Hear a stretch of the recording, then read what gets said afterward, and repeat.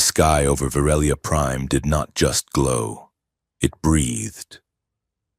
3,000 feet above the polished obsidian ground, the atmosphere was a shifting curtain of bioluminescent auroras, twisting in slow, hypnotic ribbons of violet and bruised gold.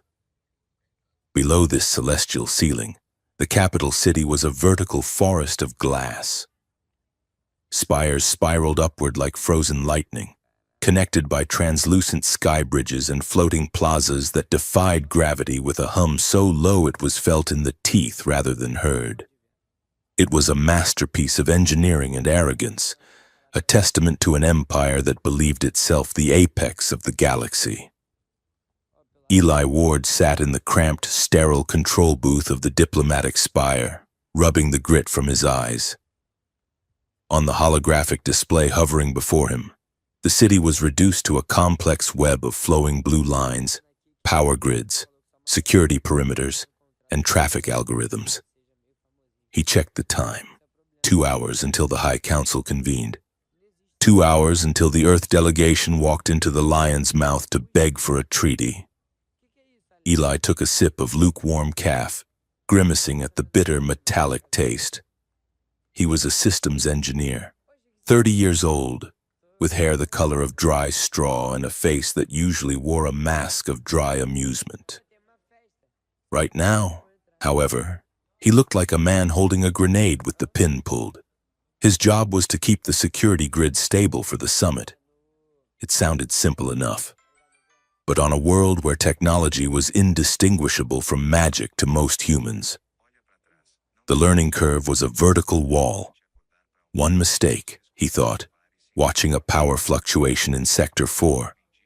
Just one blown fuse, one dropped firewall, and the Pure Line faction would claim humans were incompetent savages who could not be trusted with a screwdriver, let alone a peace treaty. He tapped a sequence into the hard light keyboard. The fluctuation smoothed out. Eli exhaled, leaning back in his chair. He could hear the distant roar of the festival taking place outside the spire's base. Millions of Virelians were celebrating the Ascendance, their annual holiday of unity. It was ironic, considering half the news feeds were currently debating whether humanity should be exterminated as a preemptive security measure. A voice crackled over his comms. It was Director Halloway, the head of the human delegation. "Ward, how is the board looking?" "Green across the board." "Director," Eli said, keeping his voice level, "I have rerouted the surplus energy from the atmospheric scrubbers to the shield generators, just in case our hosts decide to test our reflexes." "Good man," Halloway said, though he sounded breathless. "Keep your eyes open. The local broadcasts are getting ugly. The Pure Line is whipping up the crowds. They are calling us parasites." "I heard," Eli said. He looked at the scrolling text on a secondary monitor. The alien script was sharp and angular, but the translation software made the meaning clear. "Earth is a disease. Cure it before it spreads. Just do your job. Ward, we make history tonight, or we die trying." The line cut. Eli stared at the blue city grid. He felt a familiar cold knot in his stomach, the imposter syndrome that had followed him from the slums of old Chicago to the glittering stars. He was good at what he did, but he was playing with alien tech that was thousands of years ahead of Earth's best science. He felt like a child trying to pilot a starship. High above him, in the penthouse suites of the Royal Spire, Princess Kaelira stood before a wall of living crystal that served as a window to the galaxy. She was the Diamond Daughter, the heir to the Virelian throne, a creature of ice and perfection. She wore a gown of woven light that shimmered with every breath, and her skin was patterned with natural bioluminescent markings that swirled like galaxies along her arms and neck. Her eyes were large, violet, and slit-pupiled, capable of seeing into spectrums of light humans could not even imagine. But in the reflection of the glass, She just looked tired. Lyra pressed her forehead against the cool surface. The weight of the platinum headpiece woven into her long, silver hair gave her a headache. Behind her, the room was filled with the soft chatter of her handmaidens and the droning voice of her protocol droid, listing the schedule for the evening. "Highness," the droid said, hovering at her shoulder. "The Chancellor insists that you wear the sash of conquest for the reception. It sends a message of strength to the Earth delegation." Lyra turned, her movement fluid and predatory. "Strength," she said, her voice a melodic contralto that carried a natural reverb. "Or intimidation?" The droid whirred. "The Chancellor believes the two are synonymous."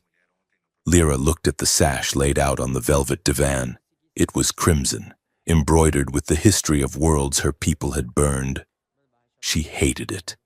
In the drawer of her vanity, hidden beneath layers of silk, was a sketchbook filled with charcoal drawings, not of battles or conquests, but of the lower city, the messy, chaotic streets where the poor lived, where life was vibrant and unscripted. She was an artist in a family of warlords. "Leave it," Lyra said, "and leave me. I require 10 minutes of meditation before the ceremony. But, Highness, get out." The command was soft, but the air in the room seemed to drop 10 degrees. The handmaidens bowed hurriedly, and the droid beeped a retreat. The heavy doors sealed with a hiss. The moment she was alone, Lyra's posture collapsed. She ripped the heavy headpiece from her hair and threw it onto the bed. She walked to the hidden service panel in the wall, the one she had hacked when she was 12 cycles old. She needed to breathe. She needed to see the city, not from a podium, but from the ground. She wanted to see the festival lights reflect in the eyes of people who did not know who she was. It was reckless. It was dangerous. It was exactly what she needed to survive the night.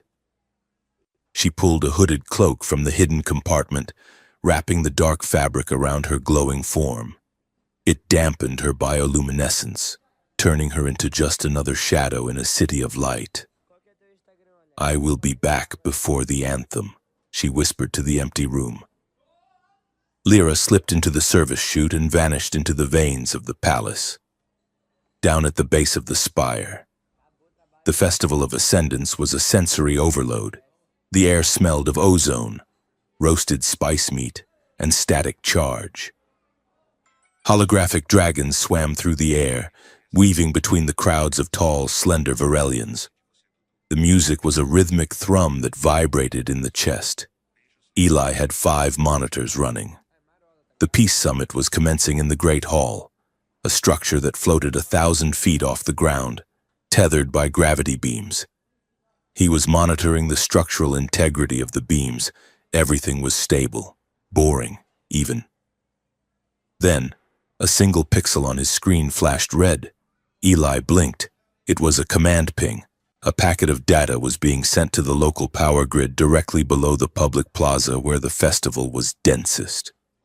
"That's not right," Eli muttered. He tapped the keyboard. "Origin?"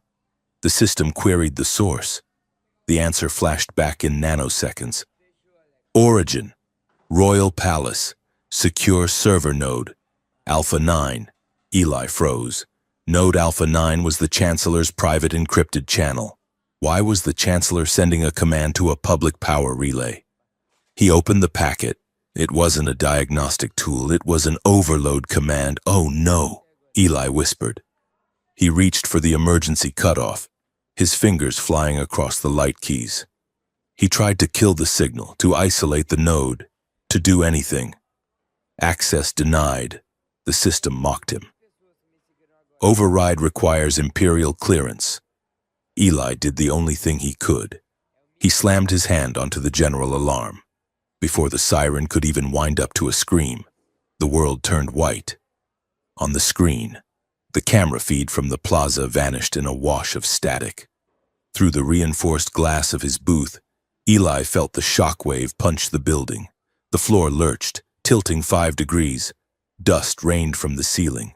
Eli scrambled up, gripping the console. The monitors flickered back to life, showing a nightmare. The plaza was gone. A crater smoked where the fountain had been. Bodies, alien and human alike, were scattered like broken dolls among the shattered glass. The holographic dragons flickered and died. The silence that followed lasted 1 heartbeat, 2, 3. Then came the screaming.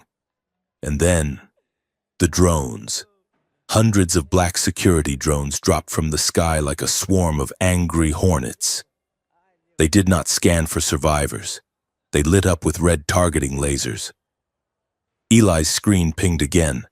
A new broadcast was overriding every channel in the city. It was a pre-recorded message, but it looked live. A deep, synthesized voice boomed, "Terrorist attack confirmed.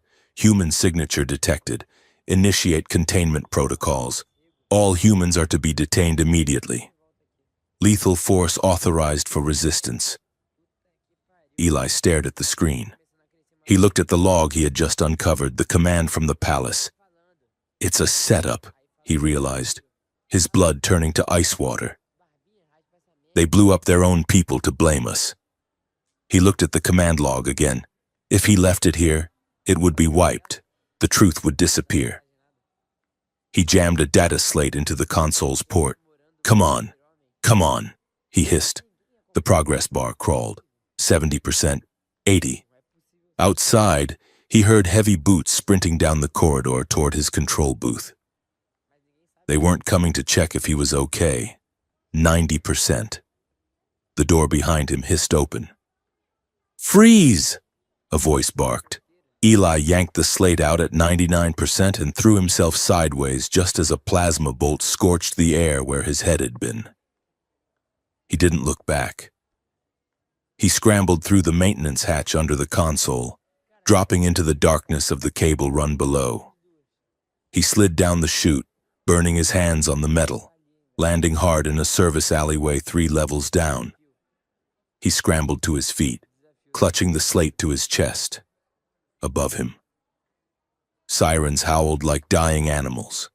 He was alone, he was hunted, and he was holding the only proof that Earth was innocent. Run, his brain screamed. Eli Ward ran. Lyra stood at the edge of the blast zone, her hood pulled low, frozen in horror. She had just arrived at the plaza when the ground erupted.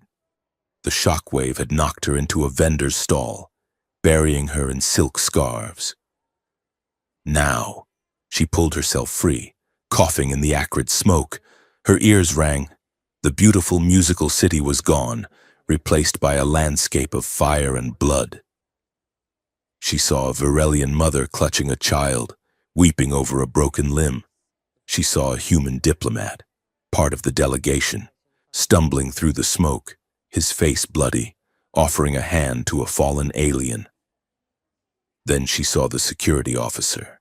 The officer, a member of the Pure Line Guard, marched up to the human diplomat.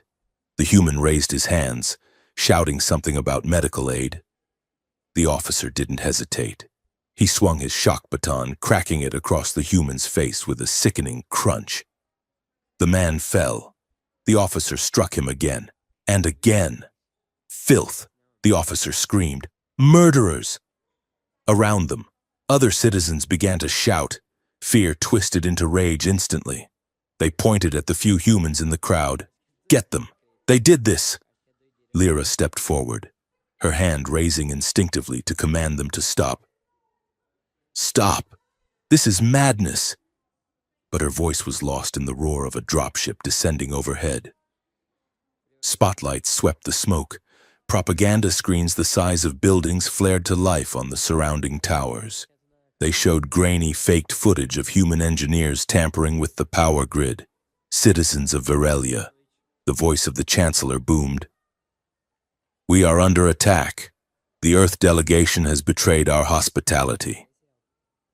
Lyra watched as the crowd turned into a mob.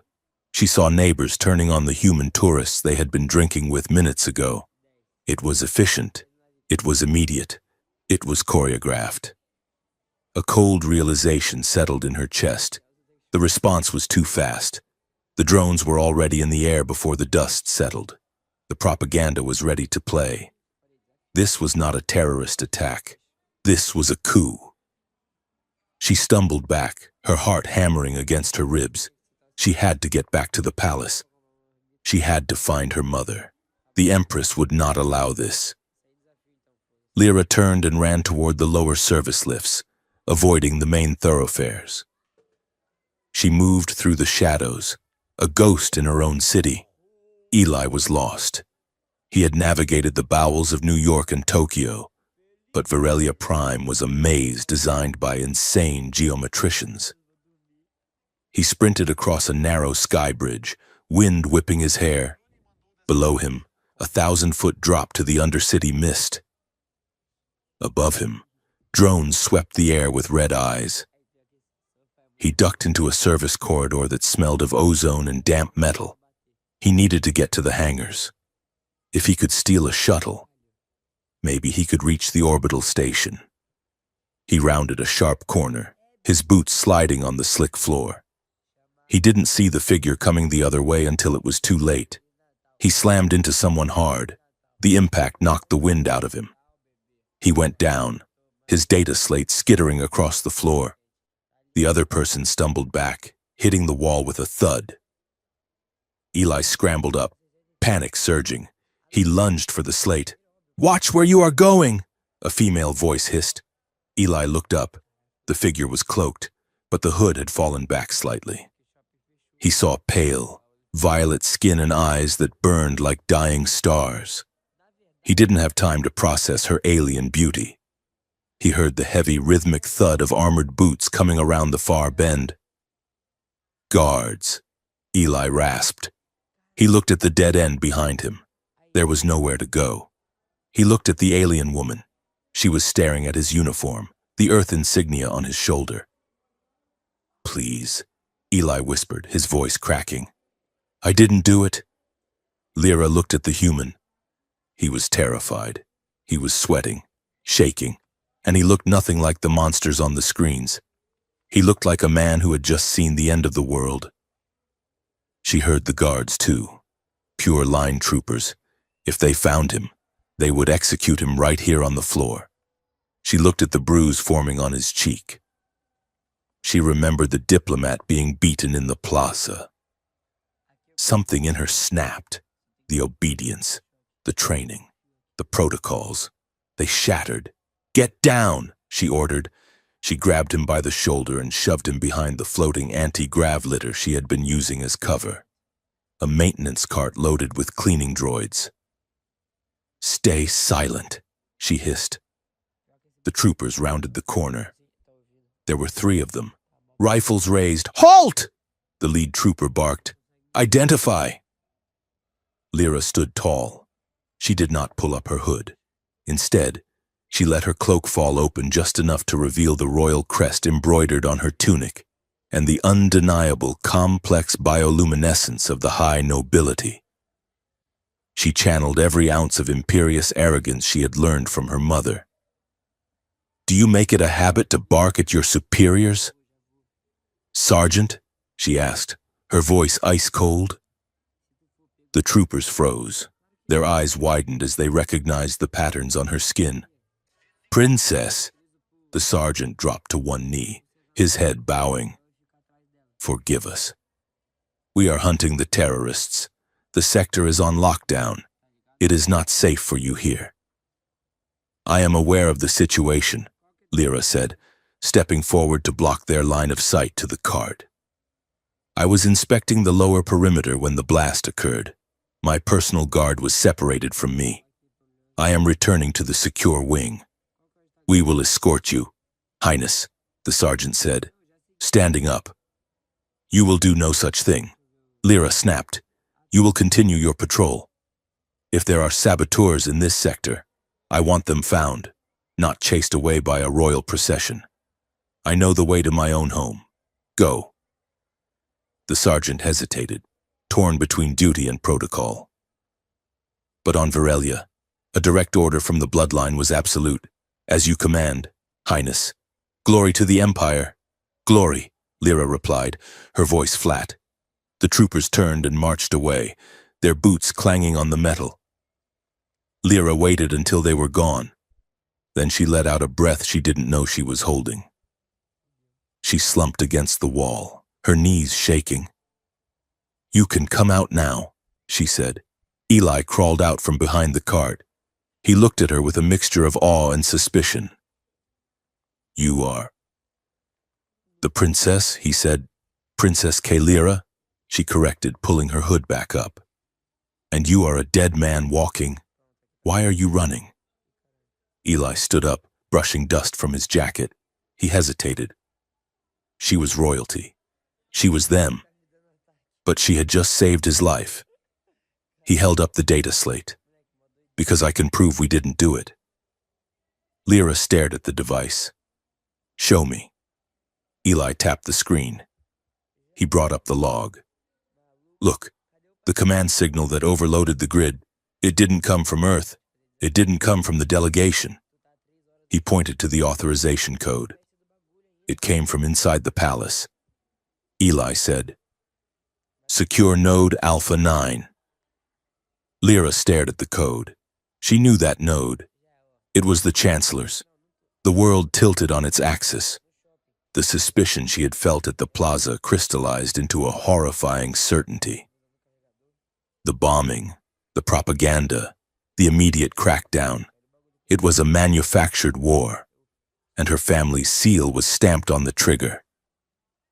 "That is impossible," she whispered, though she knew it wasn't. "It is right there," Eli said, his voice hard. "Your people just murdered thousands of their own just to get an excuse to wipe us out." Lyra looked up at him. His eyes were gray and furious, but there was desperation there too. He was right. "If I turn you in," Lyra said softly, "they will kill you and destroy that slate." "Yes," Eli said. "And if you try to run, the drones will vaporize you before you reach the spaceport."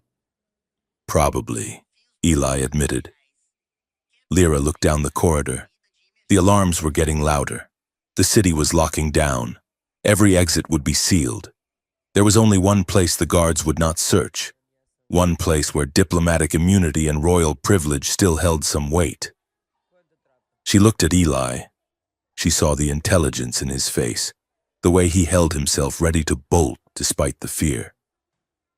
She felt a strange, frantic spark of connection. They were both trapped in a lie that was burning the world down. "Follow me," she said. "Where?" Eli asked. "The palace," Lyra said. Eli let out a short, hysterical laugh. "Are you insane? That is the one place I definitely should not go. It is the only place you will survive the next hour," Lyra said, grabbing his arm. Her grip was surprisingly strong. "I have a private shuttle in the lower bay. We can access the royal service lifts." "Why?" Eli asked, digging his heels in. "Why help me?" Lyra looked at him, her slit pupils dilating in the low light. "Because I am tired of the lies," she said. "And because if I don't, my empire becomes a monster. Now move." They ran together this time. Lyra led him through a labyrinth of maintenance tunnels that ran beneath the glittering skin of the city. They ducked under steam pipes and vaulted over conduits. The physical proximity was jarring. At one point, a drone swept a red laser across the tunnel mouth. Lyra shoved Eli into a recessed alcove and pressed herself against him to shield his heat signature with her cloak. Eli froze. He could feel the heat of her body, smell a scent like rain on hot stone. Her breathing was ragged against his ear. "Clear," she whispered, pulling back. Eli nodded, his pulse racing for a reason that had nothing to do with the drone. They reached the private hangar bay, Lyra's personal shuttle, a sleek, teardrop-shaped vessel of silver and glass. Sat on the pad. She bypassed the keypad with a wave of her hand, her biometric signature unlocking the ramp. "Get in," she ordered. Eli ran up the ramp.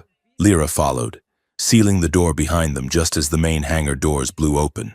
Security forces poured in, but the shuttle's stealth drive was already engaging. They lifted off, not into the sky, but diving deeper into the trench of the city, weaving between the megastructures toward the hidden docking spire of the royal apartments. In the cockpit, the silence was heavy. The dashboard cast a blue glow over their faces. Eli looked at the princess. She was gripping the controls, her knuckles white.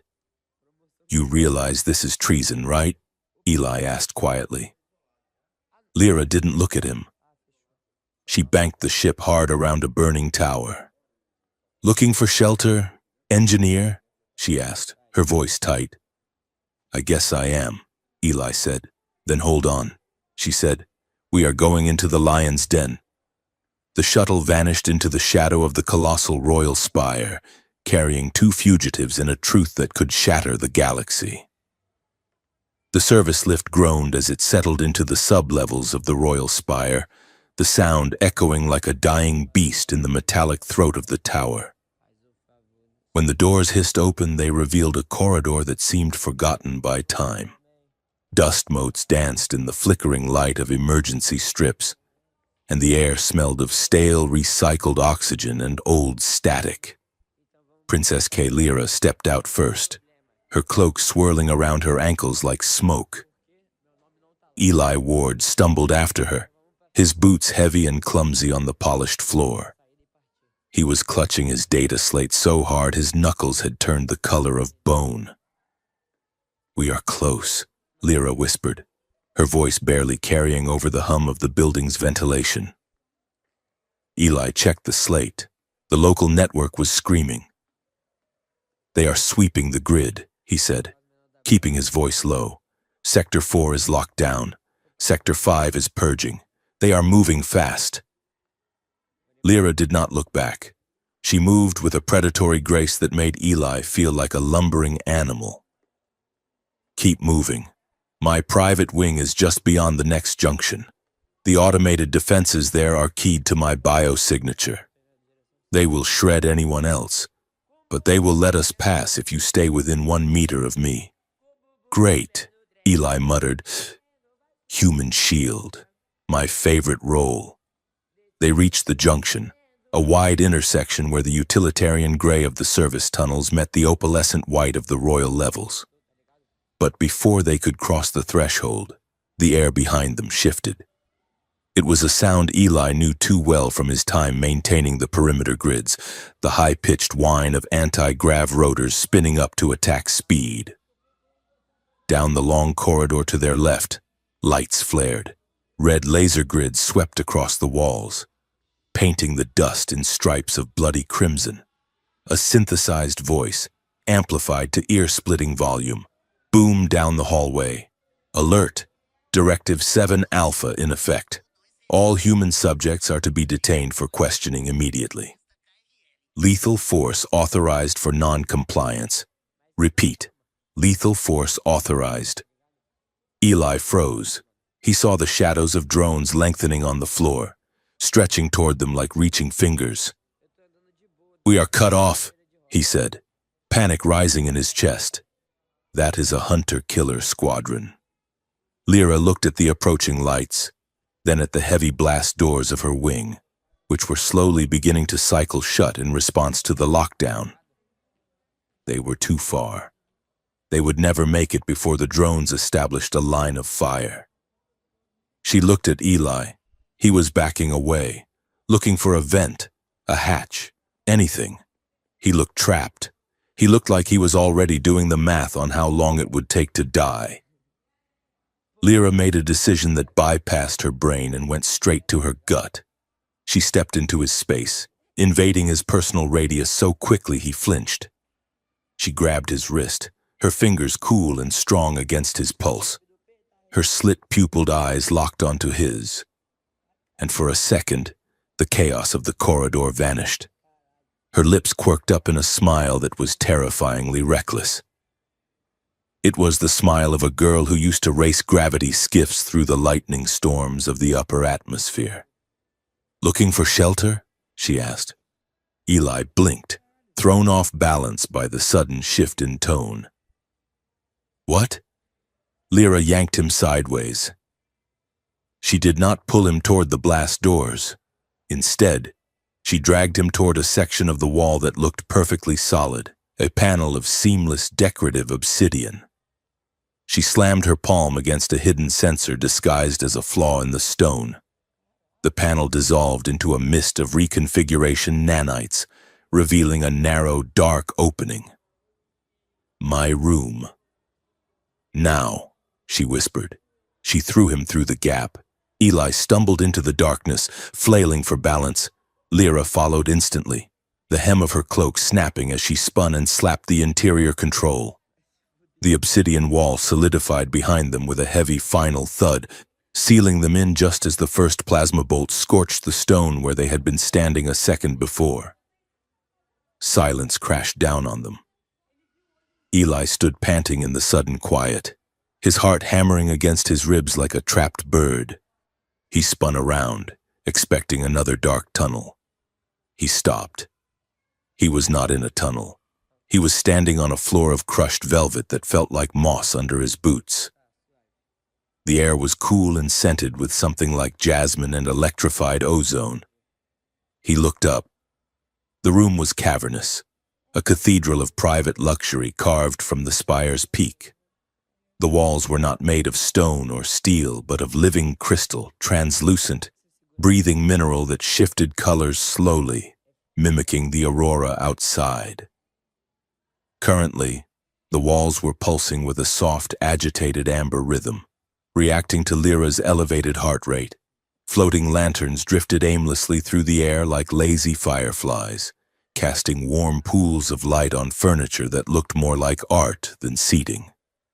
In the center of the room, on a raised dais, sat a massive bed beneath a canopy of shimmering, iridescent fabric that looked like woven starlight. It was breathtaking. It was impossibly expensive, and it was terrifyingly lonely. Eli felt a sudden, crushing awareness of his own grime. He was covered in soot, sweat, and grease from the maintenance shafts. He was a mechanic standing in a jewelry box. "Welcome to the Gilded Cage," Lyra said, her voice dry. She walked past him, stripping off her heavy cloak and tossing it onto a divan. She moved to a console made of floating glass shards and began tapping furiously. "Computer," she commanded. The room's audio system hummed to life. Voice identity confirmed. "Welcome, Highness. Initiate protocol sanctuary," Lyra said. "Register one new occupant. Designation, official personal guest. Authorization level, royal private." The computer paused. A soft chime indicated a query. "Warning. Protocol sanctuary requires the guest to be a member of the nobility or a registered concubine. The bioscan indicates the subject is human. This conflicts with current Imperial Directive 7 Alpha. Lyra did not hesitate. Override. Use the diplomatic immunity loophole. Subsection 4, paragraph 2. The subject is a cultural exchange advisor essential to my spiritual well-being. Block all external surveillance under the Privacy Act of the Third Dynasty." There was a long, whirring sound. Eli held his breath. Override accepted. The computer finally said, "Subject registered. External sensors disabled. The room is sealed, Highness." Lyra exhaled, her shoulders dropping 2 inches. She leaned against the console, closing her eyes. "Cultural exchange advisor?" Eli asked, finding his voice. Lyra opened one eye. "It was better than registering you as a concubine, though the paperwork for that is actually shorter." Eli felt a flush creep up his neck. He looked away, focusing on a sculpture of twisting water that defied gravity in the corner. "You just lied to a palace AI? Won't that get flagged?" "Everything in this room is flagged," Lyra said, pushing herself off the console. "That is the price of being the heir. But that specific loophole is ironclad." My ancestors wrote it so they could conduct illicit affairs without the High Council watching. For once, royal decadence is useful. She walked toward the center of the room, her movement stiff. I need to get this armor off. It weighs more than you do. Eli watched, unsure where to look, as she began to dismantle the ceremonial plating she wore beneath her cloak. She unclasped the platinum gorget at her throat, setting it on a table with a heavy clank. Then came the pauldrons, articulated plates of white metal etched with the history of her house. As the armor fell away, Eli saw the truth beneath the perfection. The propaganda posters showed Princess Kalira as a porcelain doll, flawless, smooth, untouched. But the woman standing in the room was a map of violence. Across her shoulder blades, revealed by the low cut of her tunic, were long, jagged lines of pale scar tissue, burn marks from plasma training rounds. Her arms, which she had bared, were corded with lean muscle, not soft luxury. And her bioluminescence, the glowing patterns that marked her as royalty, did not just sit on the surface. They pulsed deep within her skin, tracing the lines of her veins. But it was the markings along her collarbones that held his gaze. They were intricate, geometric tattoos that seemed to be carved into the skin itself, glowing with a faint, steady blue light. Eli realized he was staring. He forced himself to turn toward the crystal wall, watching the city burn in the distance. "You have scars," he said quietly. Lyra paused, her hand hovering over the clasp of her bracer. "Did you expect me to be made of glass, engineer?" "I expected you to be protected," Eli said. "I was trained by the Imperial Guard from the age of 5, Lyra said. Her voice was devoid of self-pity. "In the Empire, you do not inherit power simply by being born. You have to prove you can hold it. Every scar is a lesson I failed to learn fast enough." She dropped the final piece of armor. She stood in a simple, form-fitting bodysuit of dark silk, looking smaller but infinitely more dangerous. "Bring me the slate," she said. Eli walked over to the console, placing the battered datapad on the pristine glass surface. Lyra placed her hand next to it. The alien console read the primitive human device, bridging the gap with a stream of light. "Let us see what my mother's advisors are trying to hide," she muttered. Holographic screens bloomed in the air, filling the center of the room with cascading data. Eli stepped up beside her, his professional instincts taking over. "There," he pointed, his finger tracing a line of red code. "That is the handshake protocol, the signal that detonated the bomb. It routed through 3 proxy servers in the lower city to look like a clumsy human hack." "But here," Lyra interrupted, expanding the data stream with a sweep of her hand. "Look at the encryption key used to cloak the origin. That is not standard military grade. That is royal cipher," Eli finished. Lyra's face went pale, her bioluminescence dimming in sympathy with her mood. She tapped a specific node in the visualization. "Trace it back." She commanded the computer. The lines of light retracted, spiraling inward until they pointed to a single digital signature. A heavy golden seal appeared floating in the air. "Chancellor Varek," Lyra whispered. Eli felt a cold pit in his stomach. It was one thing to suspect it. It was another to see the digital fingerprint of the second most powerful man in the Empire on a mass murder weapon. "He authorized the strike on his own people," Eli said. "To provoke a war? He wants the throne," Lyra said, her eyes darting across the files. "If the Empire goes to war, the Empress's emergency powers are transferred to the Military Council. Varek heads the council. He would be the de facto ruler of the galaxy within a week. And Earth is just the convenient excuse," Eli said bitterly. "We are the scapegoat he burns to get the crown." Lyra looked at him. The expression on her face was a mix of fury and shame. I am sorry, she said. Don't apologize, Eli snapped, the stress fraying his temper. Just help me stop it. Before Lyra could respond, a sharp, rhythmic sound cut through the room. Knock, knock, knock. Eli jumped as if he had been shot. He spun toward the massive double doors at the far end of the chamber. Who is that? He hissed. Lyra's eyes went wide. Housekeeping. What? The maid, Lyra whispered, panic flaring in her voice. They come at this hour to turn down the bed and scent the air. I forgot to cancel the service order. Send them away. I can't. If I refuse entry without a medical quarantine seal, it triggers a wellness check from the security detail. They will think I am being held hostage. The knocking came again, louder this time. Highness, a muffled voice called through the heavy wood. Hide, Lyra ordered. Where? Eli looked around the room. It was open concept. There were no closets, no obvious corners. There! Lyra pointed to the alcove behind the massive, sheer curtains near the balcony. Eli sprinted. He dove behind the cascading layers of semi-transparent silk just as the door handle began to turn. He pressed himself against the cold crystal wall, trying to make himself two-dimensional. The fabric was thick enough to blur his outline, but if anyone looked closely, he was dead. The doors opened. Eli held his breath. Forgive the intrusion. Highness, a soft, elderly voice said. I brought the evening oils. Eli peered through the weave of the fabric.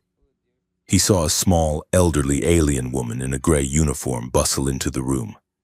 She was carrying a tray of steaming bottles. Lyra stood in the center of the room, looking flustered. She had crossed her arms over her chest, trying to look casual in her bodysuit. Thank you, Ilara, Lyra said, her voice pitched a little too high.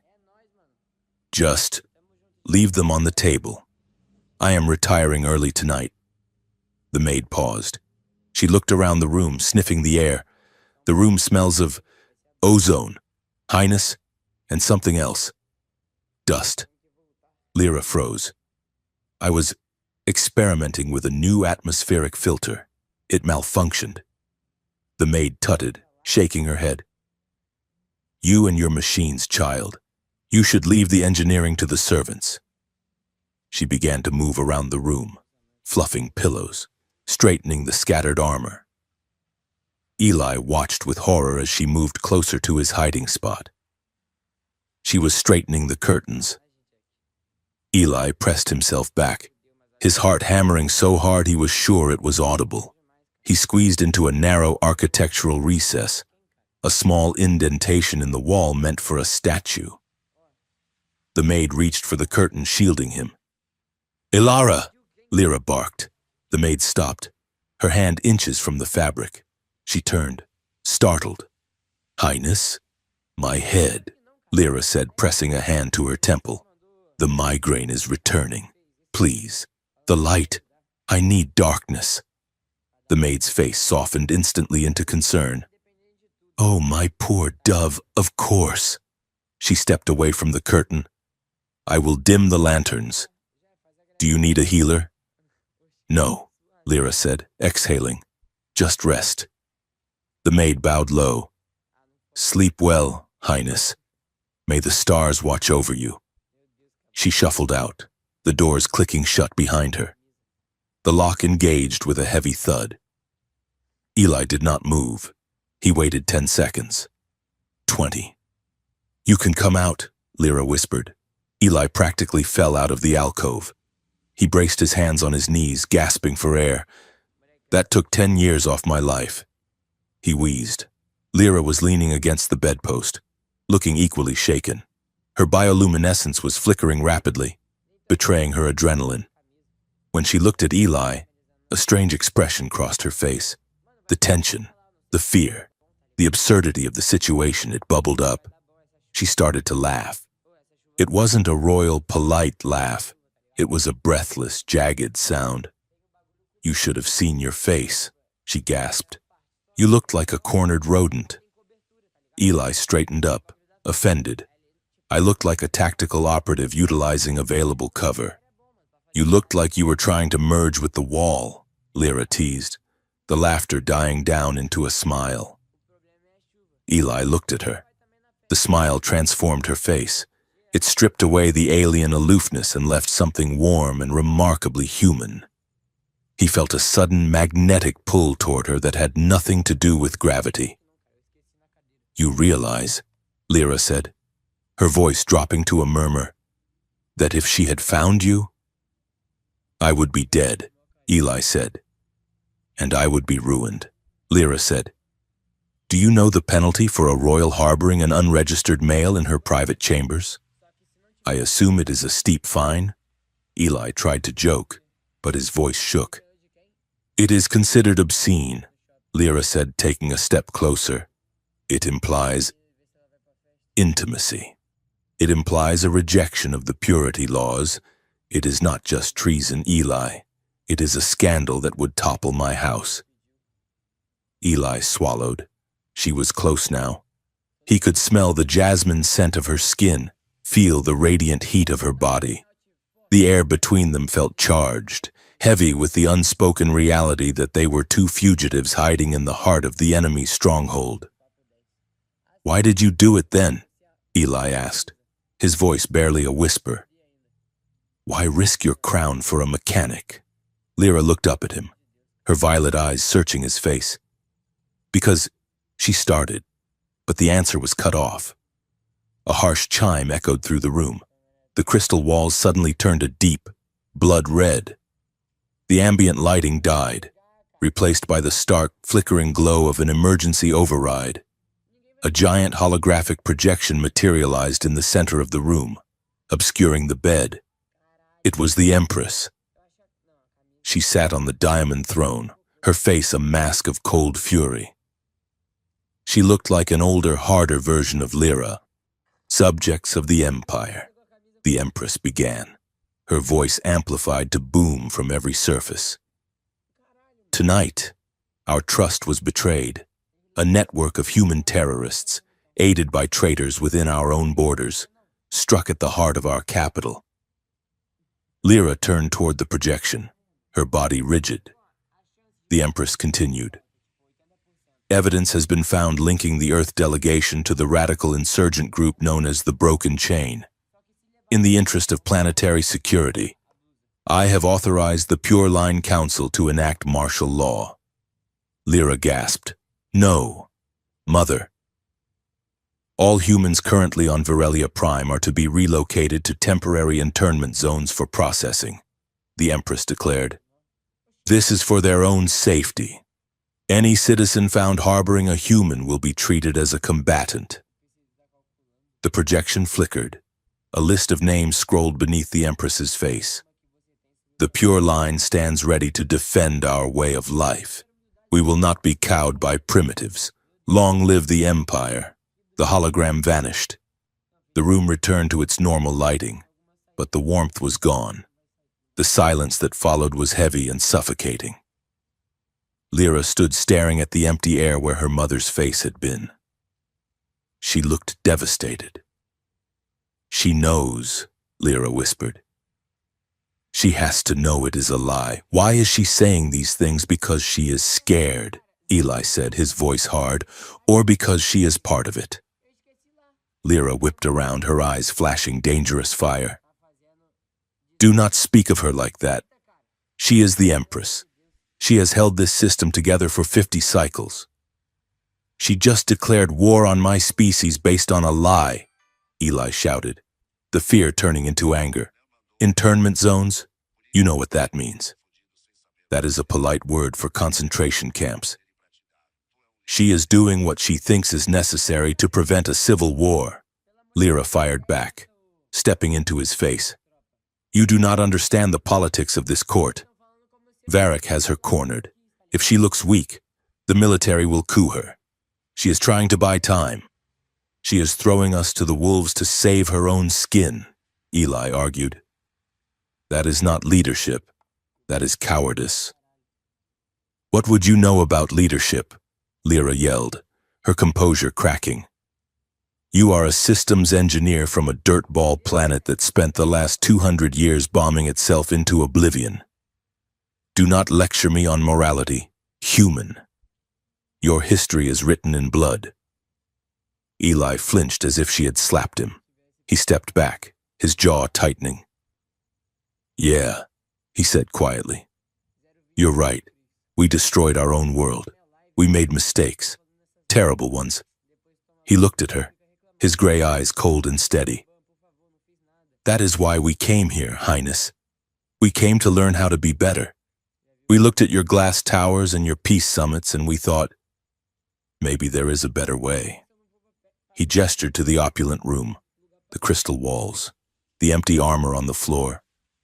But I guess power looks the same everywhere, he said. It is just prettier here. The words hung in the air. Lyra stared at him, her chest heaving, and she wanted to scream at him, to order him out, to crush him with her title. But she couldn't, because he was right. The anger drained out of her, leaving her hollow. She looked at the luxury around her, the floating lanterns, the velvet, the art. It suddenly looked grotesque. While she stood here in her safe, beautiful room, people were being dragged from their homes, people like Eli. She sank down onto the edge of the bed, putting her face in her hands. You are right, she mumbled into her palms. Eli blinked, the anger deflating. What? We are arrogant, Lyra said, looking up. Her eyes were shimmering with unshed tears. We preach enlightenment and unity, but the moment we feel threatened, we revert to monsters. I have spent my whole life being told we are the guardians of the galaxy, but we are just bullies with better technology. She looked at Eli. I am sorry, Len. I shouldn't have said that about Earth. Eli sighed, rubbing the back of his neck. He walked over and sat down on the floor, a respectful distance from the bed. It is okay, he said. You weren't entirely wrong. We are a mess. They sat in silence for a moment, the distance between them bridging with shared exhaustion. My mother isn't a monster, Lyra said softly. But she is trapped. Varric has been isolating her for months, feeding her paranoia. Then we have to break the trap, Eli said.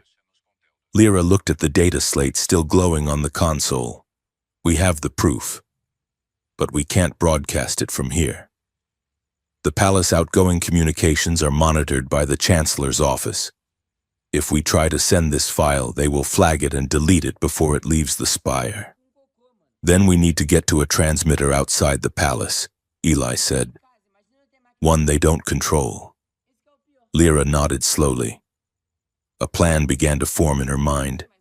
It was dangerous. It was insane. It was the only option. We need to leave, she said. Eli looked around the room. Leave. This is the only safe place on the planet. It is not a shelter. Eli, Lyra said, standing up. It is a prison. If we stay here, we survive, yes. But while we hide, Varric starts his war. Innocent people die, and eventually, he will come for me too. She walked to her wardrobe, a massive wall of seamless pearl. She pressed a panel, and it slid open, revealing rows of silk gowns and ceremonial robes. She shoved them aside, reaching into the back. She pulled out a dark, utilitarian travel bag. I am not going to sit in my room while my world burns, she said. She turned to Eli. Her face was set in stone. The princess was gone. The rebel was surfacing. We are going to find the source of that signal. We are going to find out who else is involved. And then we are going to burn Varric's conspiracy to the ground. Eli stood up. A slow grin spread across his face.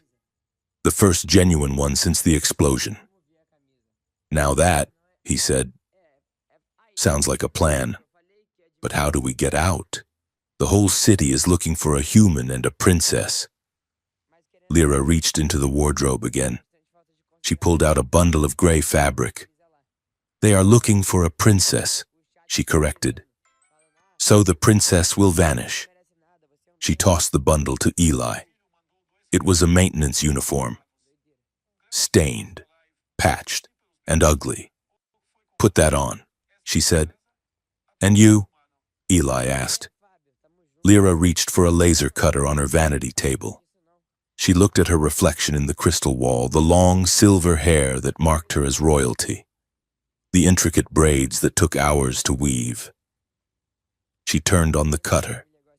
The beam hummed with lethal precision. I am going to become someone no one looks at twice, she said. She raised the cutter to her hair. Wait, Eli said, stepping forward involuntarily. Lyra paused. What? Eli looked at her, at the determination in her eyes. He realized then that she was not just a spoiled royal playing hero. She was burning her life down to do the right thing. Nothing, he said softly. Just be careful. Lyra smiled. A sad, small thing. Caution is a luxury we can no longer afford, she said. She sheared through the first lock of silver hair. It fell to the floor, shimmering like a dead star. By morning, Lyra said, her voice strengthening, we will be ghosts. She looked at Eli, and for a moment, the air in the room felt heavy again, charged with the promise of the danger they were about to step into together. My room is no longer safe, she whispered. But I promise you, Eli Ward, I will keep you alive, whatever it takes. Eli nodded. I know, he said. He picked up the uniform. Let's go start a revolution. The darkness outside the crystal walls had shifted from the bruised purple of deep night to the bruised gray of pre-dawn. Inside the royal sanctuary, the air was thick with the scent of ozone and frantic preparation. Princess Lyra, now with hair sheared to a jagged chin-length bob that made her look less like a monarch and more like a street fighter, was tearing through her armory. It was a hidden section of her walk-in wardrobe, concealed behind a rack of silk ceremonial gowns. She shoved aside a dress worth more than an Earth battleship to reveal racks of matte black carbon fiber. She pulled out a cloaking cloak, a garment woven with refractive threads that bent light around the wearer. Next came a compact plasma sidearm, which she checked with a fluid, practiced motion before sliding it into a concealed holster at the small of her back. Eli Ward stood by the bed, feeling useless and exposed. He watched her move. The transformation was jarring. The ethereal, glowing creature from the summit was gone, replaced by someone sharp, efficient, and terrifyingly focused. Put this on, Lyra said, throwing a bundle of gray fabric at his chest. Eli caught it. It was heavy and smelled of industrial solvent. What is it? Standard issue maintenance gear for the sub-levels, Lyra said, tapping commands into a wall panel. I am looping the interior camera feed. We have about 3 minutes before the AI realizes the footage is repeating. Hurry. Eli unfolded the garment. It was a jumpsuit, but it was designed for a Varelian physiology. The legs were too long, the torso too narrow, and, most confusingly, there were 4 sleeves, 2 arms. Eli muttered, holding it up. I have 2 arms.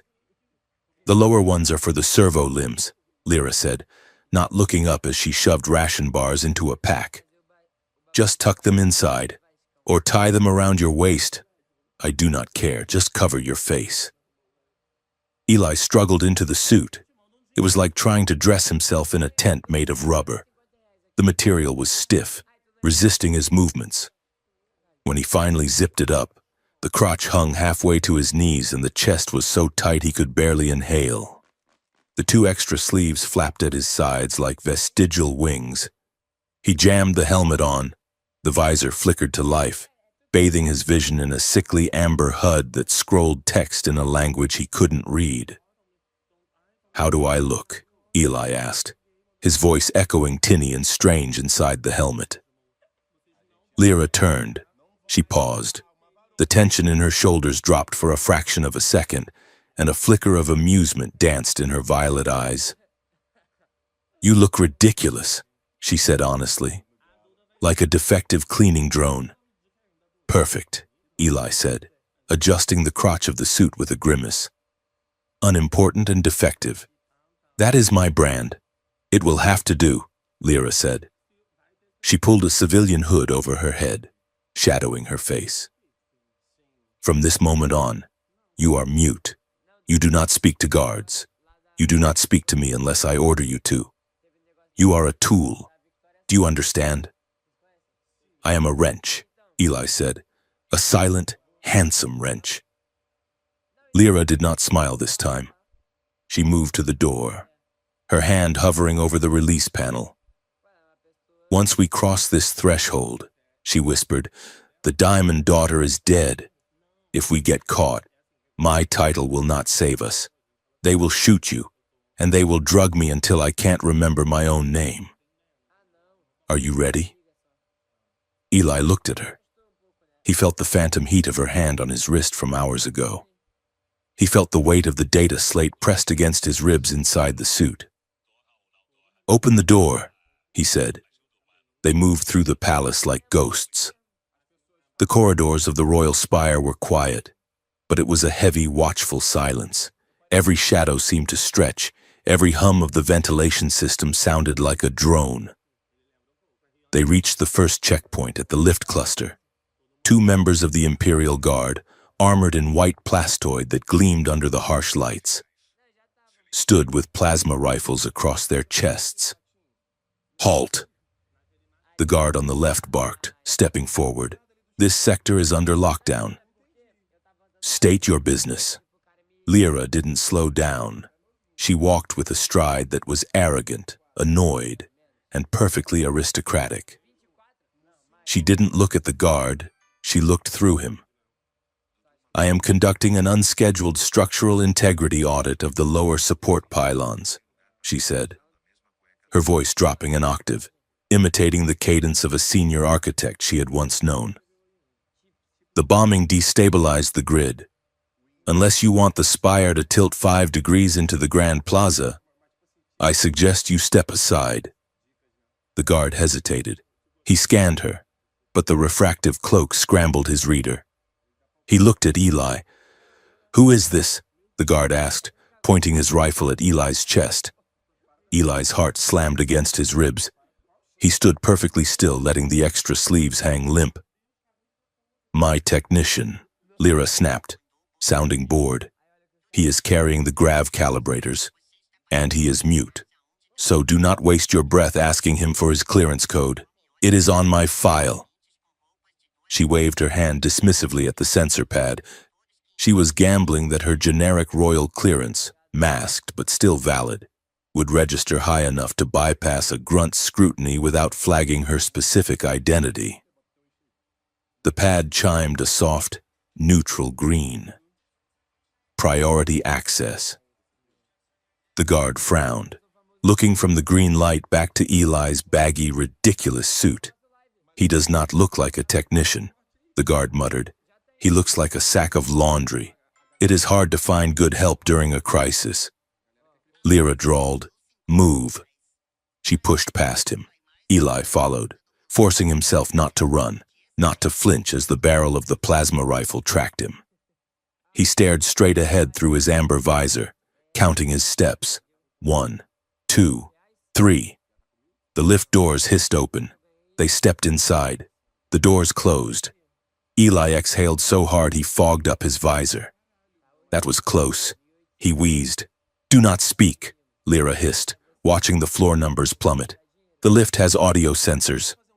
They stood in silence as the lift dropped, falling from the heavens to the hell below.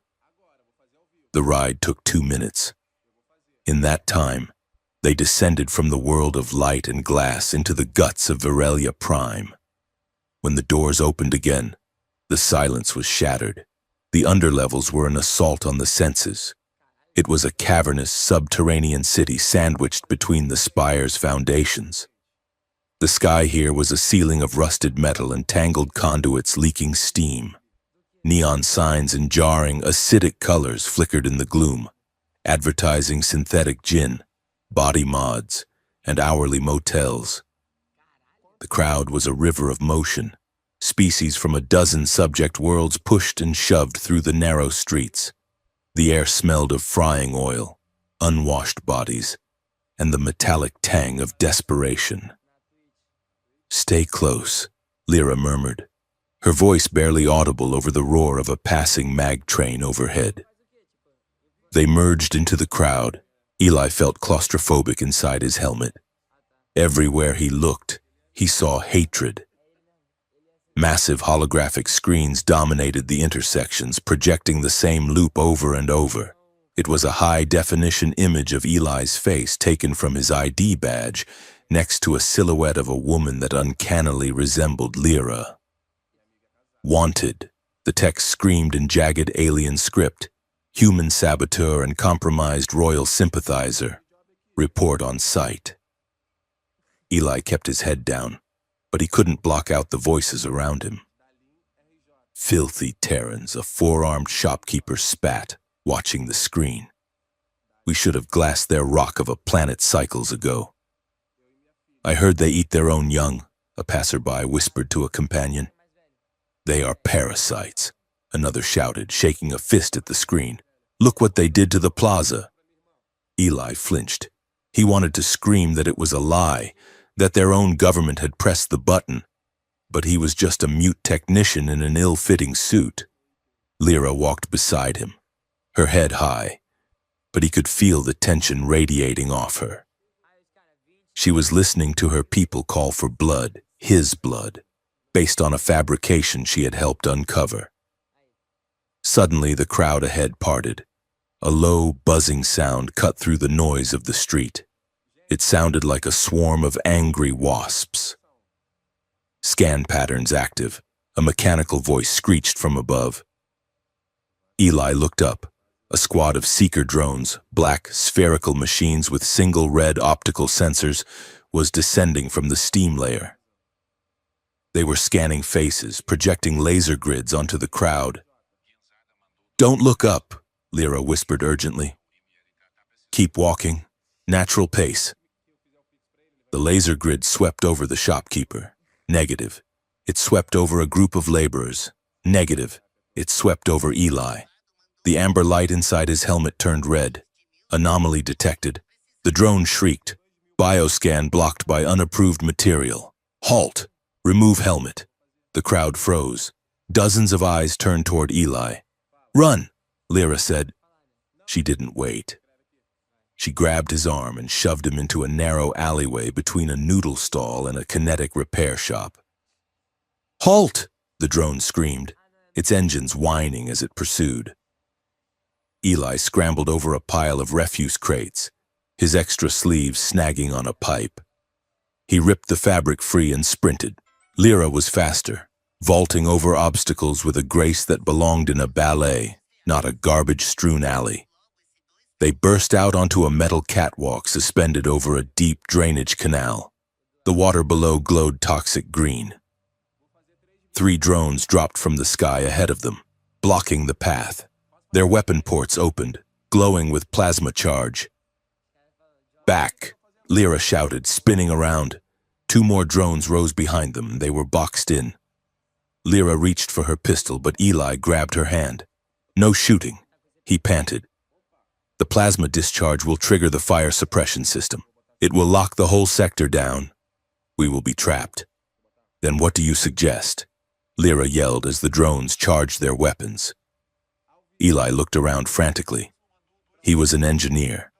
He saw the world in schematics. To his right, a massive bundle of power cables ran along the wall, feeding the neon signs of the market district above. To his left, a rusted junction box for the catwalk's maglev stabilizers. "I am going to turn the lights out," Eli said. He ripped a heavy hydro spanner from his belt, part of the costume that was about to become a weapon. He didn't attack the drones. He lunged at the junction box. He jammed the spanner into the exposed copper coils, bridging the main intake with the ground dampener. "Cover your eyes!" Eli screamed. Lyra threw her arm over her face. Eli twisted the tool. The result was not a spark. It was a thunderclap. A pulse of raw, uncontrolled electricity exploded outward from the box. It wasn't a military EMP, but it was close enough. The localized surge overloaded the delicate stabilizing gyros of the drones. The machines screeched in unison as their logic boards fried. They dropped out of the air like stones, clattering onto the metal grating or plunging into the toxic water below. Above them, the entire district groaned. Then, with a series of loud pops, the neon lights died. The street lamps blew out. The holographic wanted posters vanished. The underlevels plunged into absolute suffocating darkness. "Move!" Eli yelled, grabbing Lyra's hand in the dark. They ran blindly, guided only by the faint bioluminescent markings on Lyra's skin, which she could no longer hide in the blackout. They scrambled up a service ladder, sprinted across a darkened sky bridge, and dove into the labyrinth of the residential blocks, leaving the confused shouts of the mob behind them. 20 minutes later, they were huddled in the airlock of a converted industrial loft on the edge of the smog belt. Lyra hammered a rhythmic code onto the rusted door. 1-2, 1-2-3, 1. The door hissed open, a shotgun barrel poked out. "Give me one reason I shouldn't vaporize you," a female voice rasped. "Because you still owe me 40 credits from that sabak game on the moon of Theta." Lyra panted, leaning against the doorframe. The shotgun lowered. A face appeared in the gap, pale skin, shock-white hair shaved on one side, and a cybernetic eye that whirred as it zoomed in. "Lyra?" the woman asked. She looked at the princess's chopped hair, the dirt on her face, and the panting human in a clown suit behind her. "By the void," the woman said, grinning and stepping back. "You look like hell, princess. Get in." They stumbled into the loft. It was a chaotic mess of servers, wires, and half-eaten takeout containers. Monitors covered every wall, displaying code cascades and security feeds from across the city. Nis, the owner of the loft and Lyra's oldest friend, kicked the door shut and locked it with 3 separate heavy bolts. She holstered the shotgun and crossed her arms. "So," Nis said, looking Eli up and down, "you kidnapped a human, and you brought him to my house? That is kinky, even for you." Eli pulled off his helmet, gasping for fresh air. "I am not kidnapped," he said, wiping sweat from his forehead. "I am. The pet?" Nis suggested, winking at Lyra. Lyra ignored her, stripping off her cloak. "Nis, this is Eli Ward, the engineer from the news. The terrorist," Nis corrected. "The one with the 5 million credit bounty on his head." 5 million? Eli choked. "I am worth 5 million? Technically, you are worth 5 million dead," Nis said cheerfully. "Alive, you are just a liability." She turned to Lyra. Her cybernetic eye clicked, focusing on Lyra's neck where her bioluminescence was flaring a bright, agitated violet. "Look at you," Nis teased, poking Lyra's shoulder. "You are glowing like a teenager on her first date." "You like him." "I do not like him," Lyra snapped, though the violet light pulsed brighter. "He is a key witness, and we need your rig. We have data from the Chancellor's node." Nis's smile vanished instantly. She became all business. "Give it here," she said. They gathered around the main console. Nis slotted Eli's data slate into a reader. Her fingers flew across a holographic keyboard, moving faster than Eli could track. "Encryption is heavy," Nis muttered. "Royal cipher layered with military black box protocols. Give me a second." She cracked her knuckles and typed a final command. The screens on the wall flickered and changed. The chaotic code resolved into a clear file directory. The header read, "Operation Homefire. Phase 1. Complete." Nis opened the file. Maps appeared, timelines, troop manifests. It wasn't just the bombing, Nis whispered, her cynicism evaporating. Look at this. Eli leaned in. He saw schematics for atmospheric scrubbers in the major human colonies. They are planning to reverse the polarity on the terraformers, Eli said, his blood running cold. That would suffocate the colonies in hours. And here, Lyra pointed to a document labeled Domestic Pacification. It outlined a plan to stage 3 more attacks on Varelian soil, a school, a hospital, a water processing plant, all to be blamed on Earth extremists. To manufacture consent, Lyra said, her voice shaking. They are going to kill our own children just to make the people hate humans enough to support a total war. It is a purge, Nis said quietly. They want to annex the Earth territories for resources, but they need the public to feel righteous about the slaughter. Lyra stepped back from the console. She looked like she had been punched. I sat at dinner with Varek last week, she whispered. He toasted to peace. He smiled at me. And the whole time, he was planning this. She turned away, walking toward the ladder that led to the roof. She needed air. She looked like she was going to be sick. Eli watched her go. He felt a wave of nausea himself. He looked at the screen, at the cold, calculated plan to erase his species. He had always known the galaxy was dangerous, but he had never felt so small. Earth was just a pawn, a convenient enemy to be used and discarded. Go to her, Nis said softly, not looking up from the screen. I will keep digging.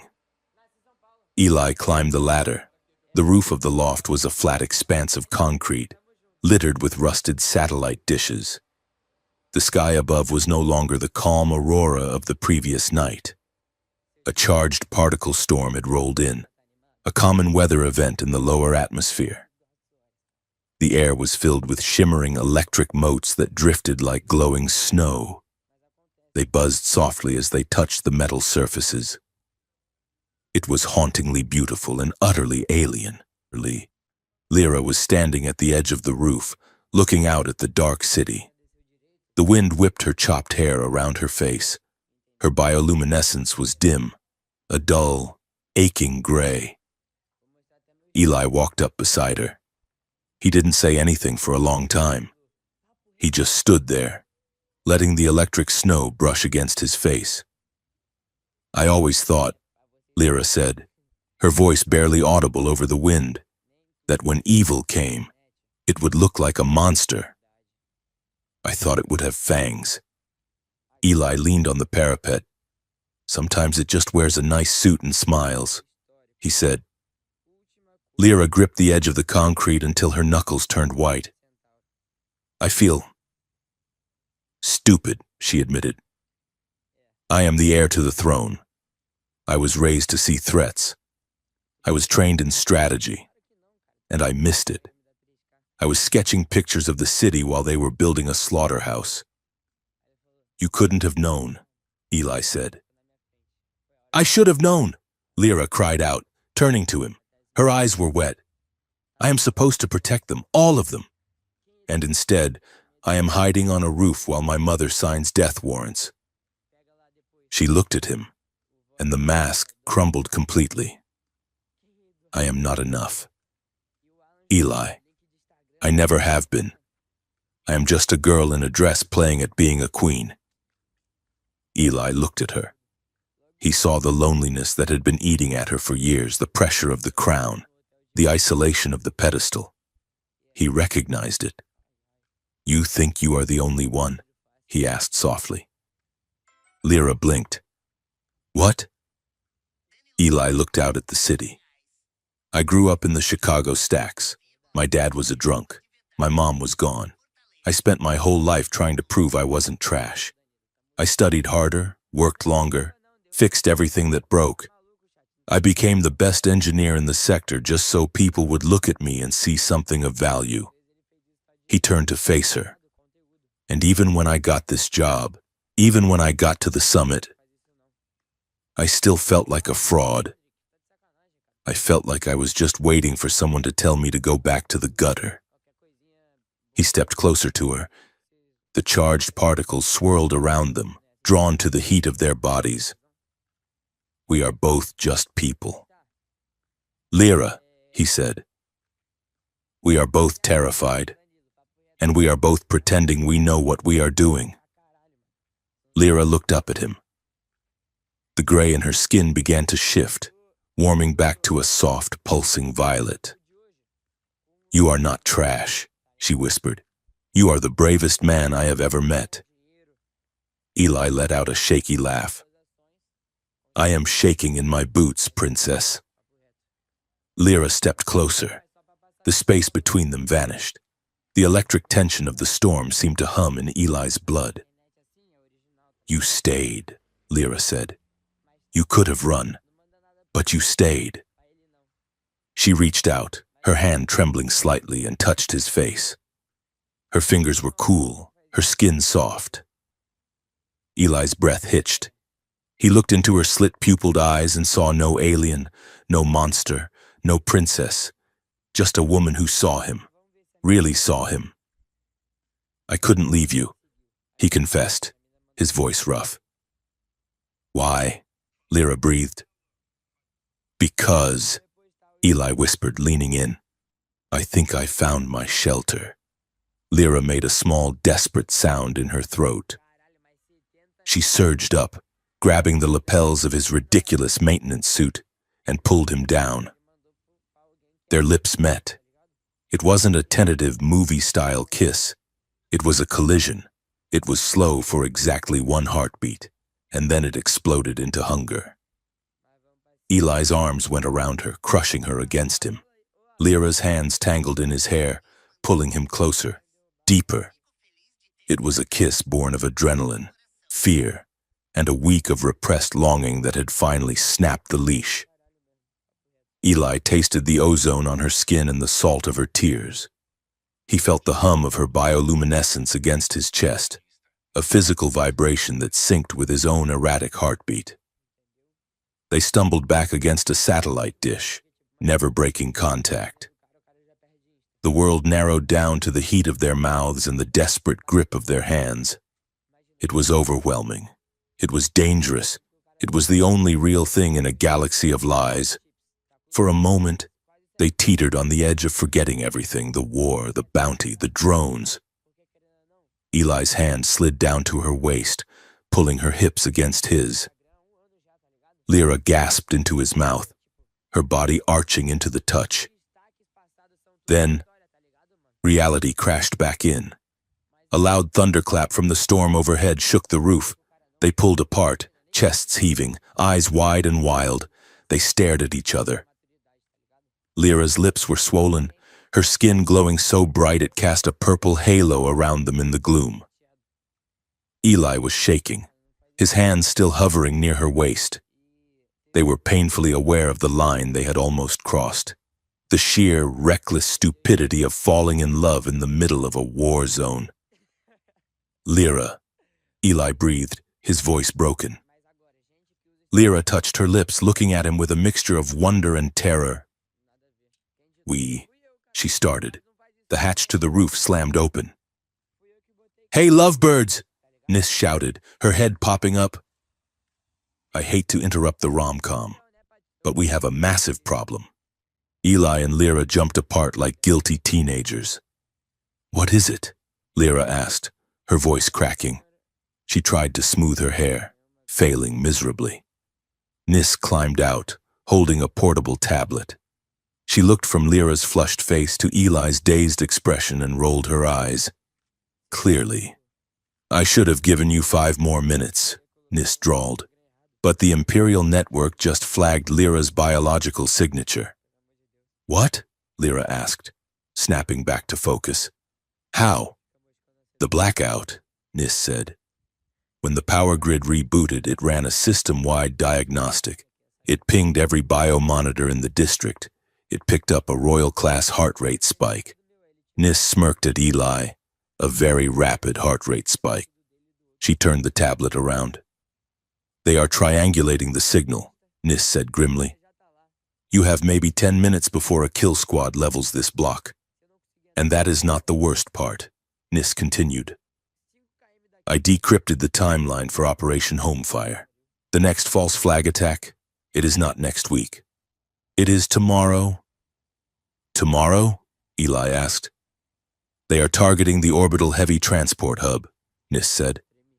They are going to blow a fusion drive on a passenger liner and blame it on Earth mechanics. If they do that, Lyra said, horror dawning, it will kill thousands. And it will cut off all off-world travel. Exactly, Nis said. If you want to stop this, you can't do it from a hole in the ground. You need to get to Madara's reach. The smuggler moon? Lyra asked. Why? Because Dr. Saren is there, Nis said. Lyra froze. Saren? The exiled strategist? The one man who knows where the bodies are buried? Nis said. He has the encryption keys to override the Imperial media grid. If you want to broadcast the truth to the galaxy, you need him. Nis looked at the sky. You have to go. Now. I have a contact on a freighter leaving in the next hour. It is a garbage scow, but it will get you off planet. Lyra looked at Eli. The heat of the kiss was still fading, replaced by the cold clarity of survival. If we go, Lyra said, we are leaving everything behind. There is no coming back until this is finished. Eli took her hand. He didn't hesitate this time.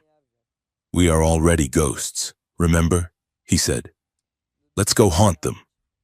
Lyra squeezed his hand. She looked at Nis. Thank you, she said. Don't thank me, Nis said, racking the slide of her shotgun. Just go save the galaxy. I will hold them off here. As the first sirens began to wail in the distance, Lyra and Eli turned and ran toward the fire escape, leaving the shelter of the loft for the cold, hard vacuum of the unknown. The freighter was named the Void Runner, though Eli thought a more accurate name would have been the Flying Tetanus Shot.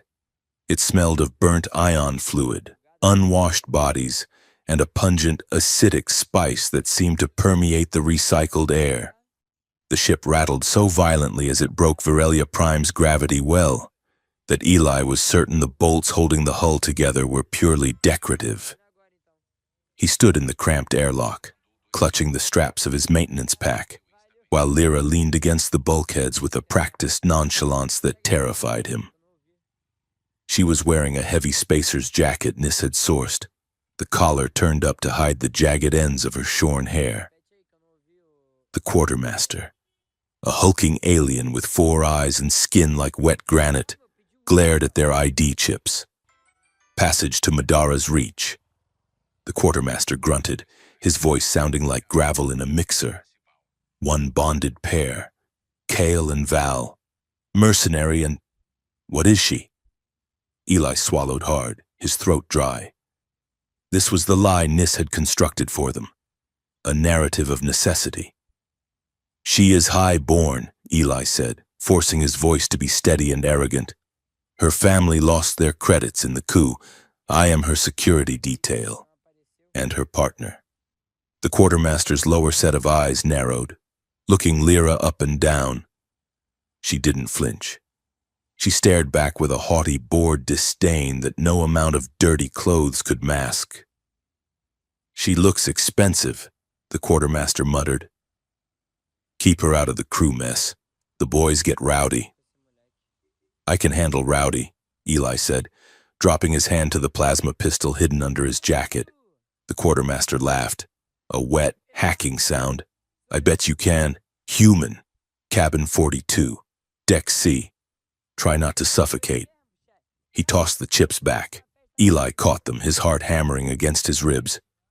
He steered Lyra through the narrow, steam-filled corridor, stepping over sleeping crew members and crates of contraband. When they found Cabin 42, Eli stared at the door. It was rusted shut. He had to kick it twice to get the mag lock to disengage. They stepped inside. if the Void Runner was a flying death trap. This room was its coffin. It was a closet, barely 6 feet across. There was a single narrow bunk bolted to the wall, a flickering light strip, and a sink that dripped a brown liquid. "Home, sweet home," Eli muttered, tossing his pack into the corner. Lyra stepped in and the door slid shut behind her, sealing them in a space so small that their personal atmospheres instantly merged. Eli could smell the ozone scent of her skin beneath the grime of the Undercity. "There is only one bed," Lyra stated, looking at the bunk. "It is a freighter, not a cruise liner," Eli said, rubbing the back of his neck. "Nis booked us as a bonded pair. Couples usually share." Lyra looked at him.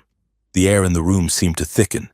The ship vibrated, a low, constant thrum that traveled up through the floor plates and buzzed in their teeth. "I will take the floor," Eli offered quickly. "Don't be ridiculous," Lyra said, sitting on the edge of the mattress. The floor is covered in grease and likely crawling with parasitic mites. "The bed is narrow, but we are both adults. We can manage." She began to unlace her heavy boots. Eli watched her hands. They were trembling slightly. "Right," Eli said. "Adults." He sat on the opposite end of the bunk to remove his own boots. His shoulder brushed against hers. They both froze. The contact was electric, a jolt that went straight to the base of his spine. "Sorry," Eli mumbled, pulling away. Lyra didn't move. "It is fine." They sat in silence for a long time, the only sound the roar of the engines and the drip of the sink. The lie they were living, the mercenary and his lover, felt dangerously close to the surface. "I used to dream about traveling on a ship like this," Lyra said softly, staring at the rusted bulkhead. "When I was a girl, I wanted to run away and be a smuggler. I thought it would be romantic. It is mostly just loud," Eli said, "and smells like old socks." Lyra let out a small, tired laugh. "Reality is rarely what we expect." Suddenly, the ship lurched violently. The artificial gravity compensators whined and failed for a split second as they hit a pocket of subspace turbulence. Lyra was thrown sideways. Eli reacted on instinct. He twisted, catching her before she slammed into the metal wall. His arms went around her waist, pulling her back onto the mattress. The gravity stabilizers kicked back in with a slam, pinning them down. They landed in a tangle of limbs, Eli on his back, Lyra pressed on top of him. The breath was knocked out of them, but neither moved. Eli looked up. Lyra's face was inches from his. Her slit pupils were blown wide in the dim light. He could feel the rapid beat of her heart against his chest, syncing with the frantic rhythm of his own. Her hair tickled his chin. Her legs were tangled with his. The vibrations of the engine seemed to amplify the heat between them, turning the friction of their bodies into something unbearable. "Are you okay?" Eli whispered. His voice was rough. Lyra didn't answer. She shifted slightly, and the movement sent a wave of fire through Eli's nerves. She looked at his mouth, then up to his eyes. The haughty princess was gone. In her place was a woman who looked terrified and hungry. "Eli." She breathed. She lowered her head. They kissed. It wasn't like the kiss on the rooftop. That had been desperate, an explosion of adrenaline. This was heavy. It was slow. It was the crushing weight of everything they couldn't say. Lyra's mouth was soft, urgent. Her hands gripped the front of his shirt, anchoring herself to him as the ship shook around them. Eli's hands found the small of her back, pressing her closer. He wanted to lose himself in her. He wanted to forget the war, the bounty, the fact that she was the heir to an empire and he was a fugitive mechanic. For a minute, there was nothing but the taste of her and the heat of the tiny room. Then, Lyra pulled back. She gasped, pushing herself up on shaky arms. Her bioluminescence was flaring bright violet, illuminating the dingy cabin. "We can't," she whispered. Eli squeezed his eyes shut, fighting the urge to pull her back down. He forced himself to let go of her waist. "You are right," he rasped. "We can't. Not here. Not like this." Lyra scrambled off him, retreating to the far corner of the bunk. She pulled her knees to her chest, wrapping her arms around herself.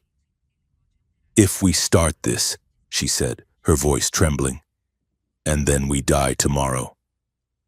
I don't think I could bear it." Eli sat up, running a hand through his hair. He felt raw, exposed. "We are not going to die," he said, though it sounded like a lie even to his own ears. Lyra looked at him, her eyes shining in the dark. "Get some sleep, Eli," she said softly. "We arrive in 4 hours." They lay down on the narrow bunk, back to back, not touching. But in the tiny space, the heat radiating between them was a physical weight. Eli stared at the rusted wall, listening to Lyra's breathing, and knew that sleep was the one thing he wasn't going to get. Madara's reach was a wound in the side of a dead moon. It was a canyon city, built into the fissures of a cracked asteroid that orbited a gas giant. As the Void Runner docked, Eli looked out the viewport and saw a chaotic sprawl of patchwork domes, neon markets, and ships that looked like they had been welded together from scrap. It was lawless. It was dirty. It was beautiful. They disembarked into the main bazaar. The air was thick with fog and the smell of roasting meat that definitely wasn't beef. The first thing Eli noticed was the gravity, or rather, the lack of consistency in it. The moon's core was unstable, and the artificial gravity generators were old. One moment, he was walking normally. The next, he weighed 10 pounds. "Whoa!" Eli yelped as he took a step and launched himself 5 feet into the air. He flailed, grabbing onto a hanging tapestry to stop himself from drifting into the ceiling rafters. Lyra, who had adjusted her stance instantly, reached up and grabbed his ankle, hauling him back down to the metal grating. "Bend your knees," she advised, suppressing a smile, "and lean forward. You walk like an earthling." "I am an earthling," Eli hissed, trying to regain his dignity as a group of small, furry scavengers chattered and pointed at him. They moved deeper into the market. It was a sensory overload. Music that sounded like grinding metal blared from speakers. Merchants hawked illegal tech, unauthorized gene mods, and star charts to forbidden sectors. Lyra moved through the chaos with an ease that surprised Eli. She haggled with a vendor for fresh oxygen masks, slipping into a rough street dialect of Varelian he had never heard her use. "Here," she said, handing him a skewer of something that looked like a charred tentacle. "Eat. You need protein." Eli looked at it dubiously. "What is it?" "Fire slug," Lyra said, taking a bite of her own. "It is a delicacy here." Eli took a bite.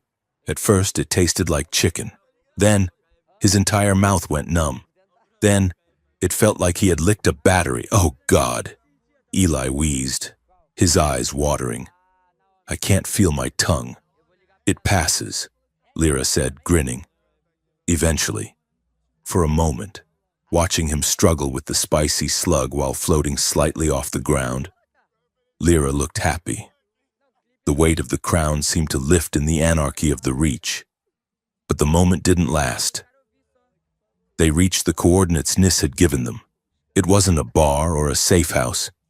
It was an elevator shaft carved into the side of a massive ice cliff that loomed over the city. "Dr. Saren," Lyra said, looking up at the ice. He always did prefer the cold. They ascended in silence. The elevator opened into a vast, cavernous observatory hollowed out of the glacier. The walls were sheer ice, but the room was filled with warm, humming computer banks and ancient paper books. A figure stood by a telescope the size of a cannon, looking out at the gas giant. He was a Varelian, but old, older than any Eli had seen. His skin was like parchment. His bioluminescence faded to a faint, ghostly white. He wore simple robes, but his posture was that of a general. "Princess Kalira," the old man said without turning around. "You are late. I expected you 3 days ago when the first bomb went off." "Dr. Saren," Lyra said, stepping forward. Saren turned. He had a face carved from granite and sorrow.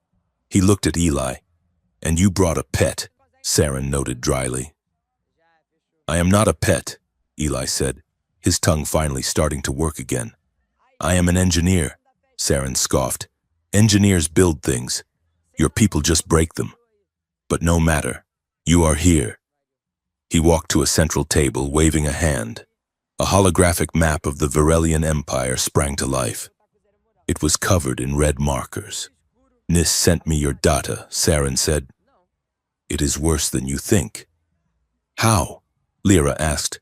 Saren tapped the table. The hologram zoomed in on the palace. "Chancellor Varek isn't just planning a coup," Saren said. "He has already won. He has the military. He has the media. And he has the Empress." "We know," Lyra said, her voice tight. "She is afraid. He is manipulating her paranoia." "No, child," Saren said softly. "He isn't manipulating her emotions. He is editing them." Saren brought up a new file. It was a medical scan, a brain scan. "This was taken during the Empress's last sleep cycle," Saren explained. "Look at the parietal lobe." Eli leaned in. He saw faint synthetic webs tracing over the neural pathways. "Nanites?" Eli asked. "Neural suggestion weave," Saren corrected. "Illegal tech. Banned for 1,000 years. It doesn't control the mind directly. It's not mind control. It amplifies specific emotional responses: fear, aggression, xenophobia." Lyra stared at the scan. She put a hand over her mouth. "He is dosing her," she whispered. "He is making her terrified of everything." Saren nodded. "Every time she sees a human, the tech stimulates her amygdala. She literally cannot feel empathy for them right now. Her brain interprets them as a biological threat." Lyra sank into a chair. The horror was total. She had spent the last week hating her mother for her weakness, for her cruelty. But the Empress was a prisoner in her own skull. "She isn't a monster," Lyra said, tears spilling over. "She is a victim, and she will be a martyr soon," Saren said brutally. "Once Varek gets his war, he will dispose of her. He will blame it on a human assassin, and then he will take the throne as regent." Eli looked at Lyra. She looked broken. The realization that her mother was being tortured psychically was worse than any betrayal. "We have to get that tech out of her," Eli said. "We can't." Saren said, "It dissolves after use. The damage is done. But we can expose Varek." Saren pulled a small crystalline chip from his robe. "This is a master key," he said. "I built the Imperial Media Grid 40 years ago. I left a back door. This key can override every broadcast signal in the Empire for exactly 5 minutes. You want us to broadcast the data," Eli said. "I want you to broadcast the truth," Saren said. "But there is a catch. The key must be inserted manually into the central holocore." "Inside the palace," Lyra whispered. "During the council address," Saren said, 2 days from now. The Empress will be speaking to the entire galaxy. That is the only time the network bandwidth will be wide enough to reach the outer colonies instantly." "It is a suicide mission," Eli said flatly. "The palace will be a fortress." "It is." Saren agreed. "But it is the only way to stop home fire." Lyra stood up. She wiped the tears from her face. Her expression hardened into something brittle and sharp. "We will do it," she said. Later that night, Saren gave them his guest quarters. It was a room carved deeper into the ice, filled with furs and glowing thermal coils. The argument started the moment the door closed. "No," Eli said, pacing the room. "Absolutely not. It is madness." "Lyra, we have to," Lyra said, standing by the thermal coil. "We don't have to die," Eli shouted. "We have the data. We can go to the Federation. We can go to Earth. We can broadcast from a relay station in neutral space." "It won't be enough," Lyra yelled back. "If we broadcast from outside, Varek will just claim it is a deep fake. He will claim it is Earth propaganda.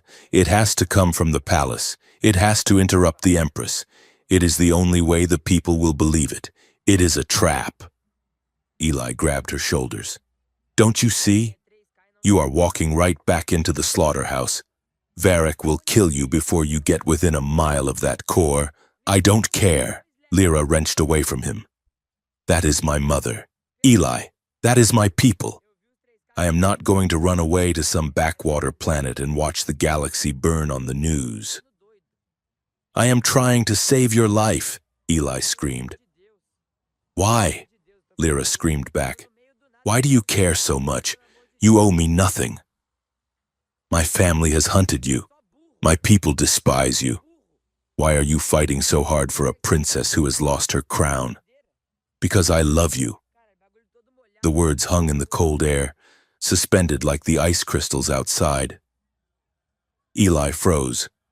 He hadn't meant to say it. He hadn't even let himself think it fully until that moment. But now that it was out, he couldn't take it back. He stood there, chest heaving, hands clenched at his sides. "I love you," he said again, quieter this time. "And I am terrified. I have spent my whole life being afraid.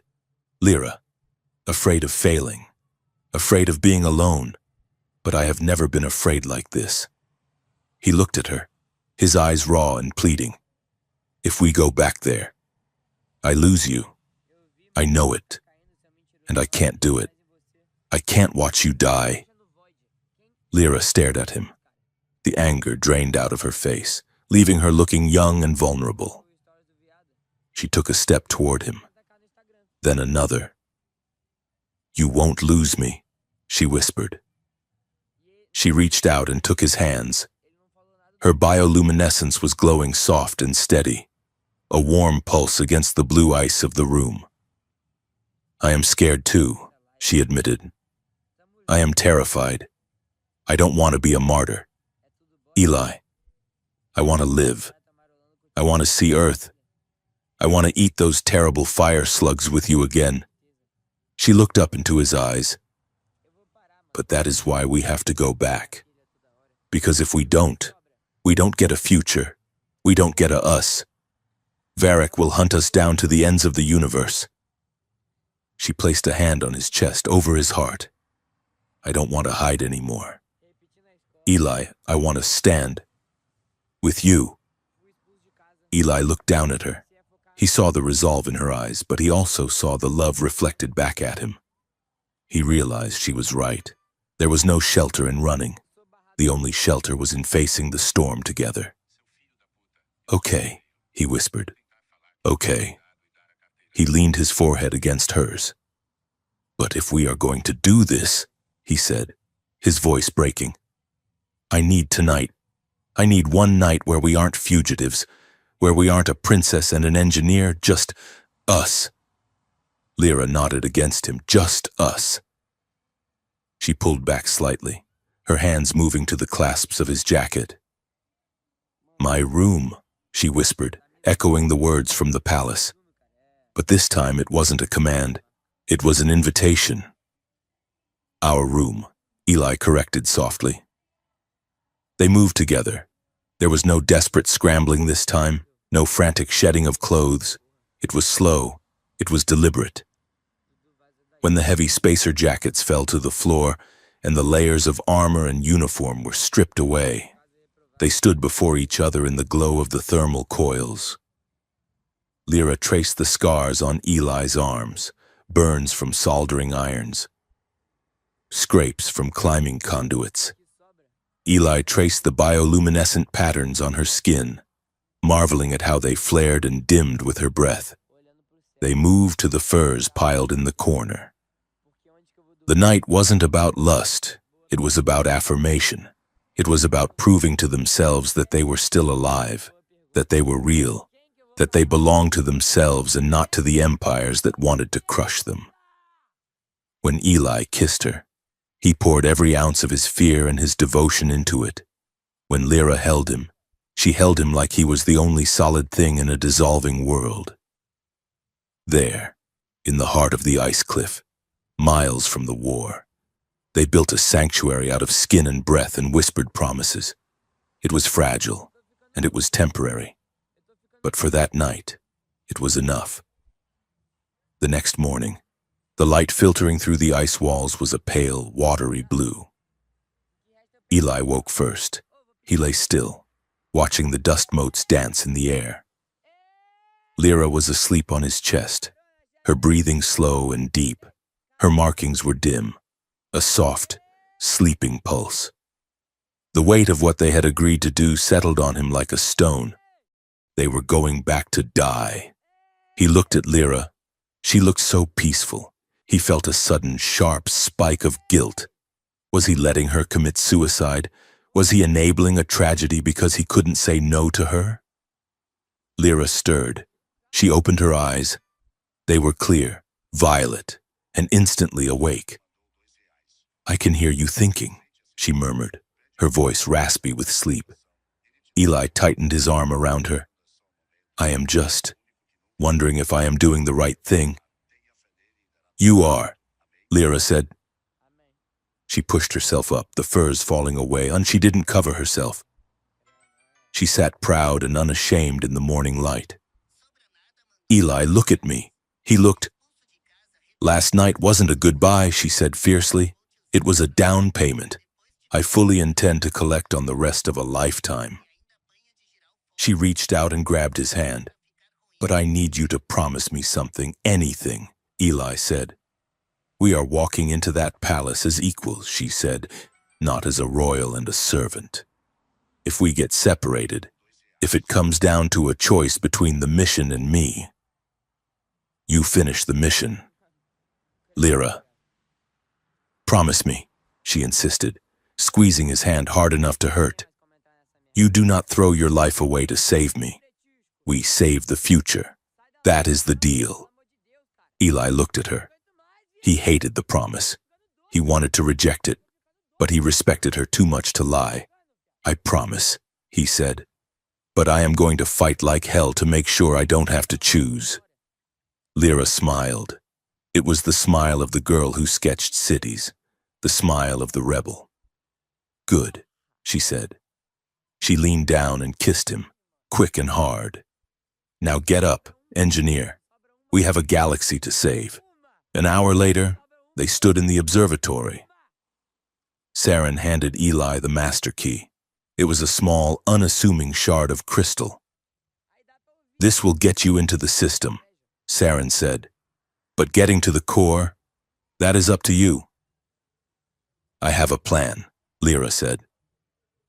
She was dressed in her armor again, the borrowed spacer gear discarded. She looked like a warrior queen, even with the jagged hair. "We enter with the diplomatic transport returning for the ceremony," she said. "We use the service tunnels. Eli takes the core. I take the floor." "You take the floor?" Saren asked. "I am the heir," Lyra said cold. "If I walk onto that stage, they have to look at me. I will buy him the time." Saren looked at her with a mixture of pride and sadness. "Your mother would have been proud," he said. "The woman she used to be." Lyra nodded. "I am doing this for her too." She turned to Eli. He was checking the charge on his plasma pistol. He looked up and nodded. He was ready. "We leave within the hour," Lyra said. She looked out the viewport at the stars. Somewhere out there was Varelia Prime, her home, her enemy. Looking for shelter? Eli asked quietly, coming up beside her. Lyra took his wrist, her thumb brushing his pulse point. No, she whispered. Looking for a fight. The diplomatic cruiser Star of Viridia slipped into the high orbit of Virelia Prime under a cloak of heavy bureaucratic clearance. To the traffic controllers on the surface, it was just another transport returning minor dignitaries for the Grand Council. To Eli Ward and Princess Kailira, huddled in a cargo container modified for smuggling exotic pets, it was a Trojan horse carrying the only hope for two worlds. Eli pressed his eye to a gap in the container's plating as the ship banked. Through the viewport of the cargo bay, he saw the fleet. It was not a defense force. It was an invasion armada. Hundreds of heavy destroyers hung in the void like jagged shards of obsidian, their engines burning with a low, predatory violet light.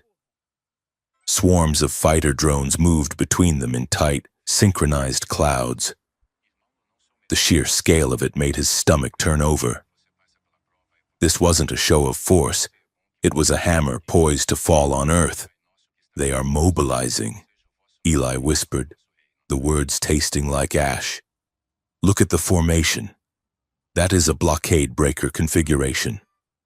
Lyra did not look. She sat in the shadows of the container, polishing the scratches on her stolen armor. She had seen the fleet before, in the war games her father had made her study. She knew exactly what it meant. They are waiting for the signal, she said, her voice hollow. Varric just needs the council to vote. Once the Empress gives the order, Earth has less than 24 hours before the first bombardment. The ship shuddered as it hit the atmosphere. The descent was rough, vibrating through the metal floor and into their bones. Eli looked at Lyra. She had cut her hair, scarred her armor, and lived in the dirt. But in the dim light, she looked more regal than she ever had in a crown, and more afraid. We are going to stop it, Eli said, trying to inject certainty he didn't feel into the air. Lyra looked up. Her eyes were dark pools of worry. We are going to try, she corrected. They landed in a private military spire on the edge of the capital. Using the chaos of the unloading crews and the coded transponders Nis had forged, they slipped out of the bay and into the city's maintenance underbelly. But the city they emerged into was not the one they had fled. Virelia Prime had been a place of light and music, a testament to aesthetic perfection.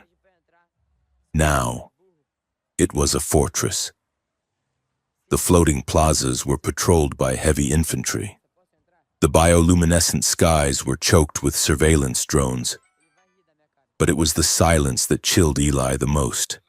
The music was gone. The laughter was gone.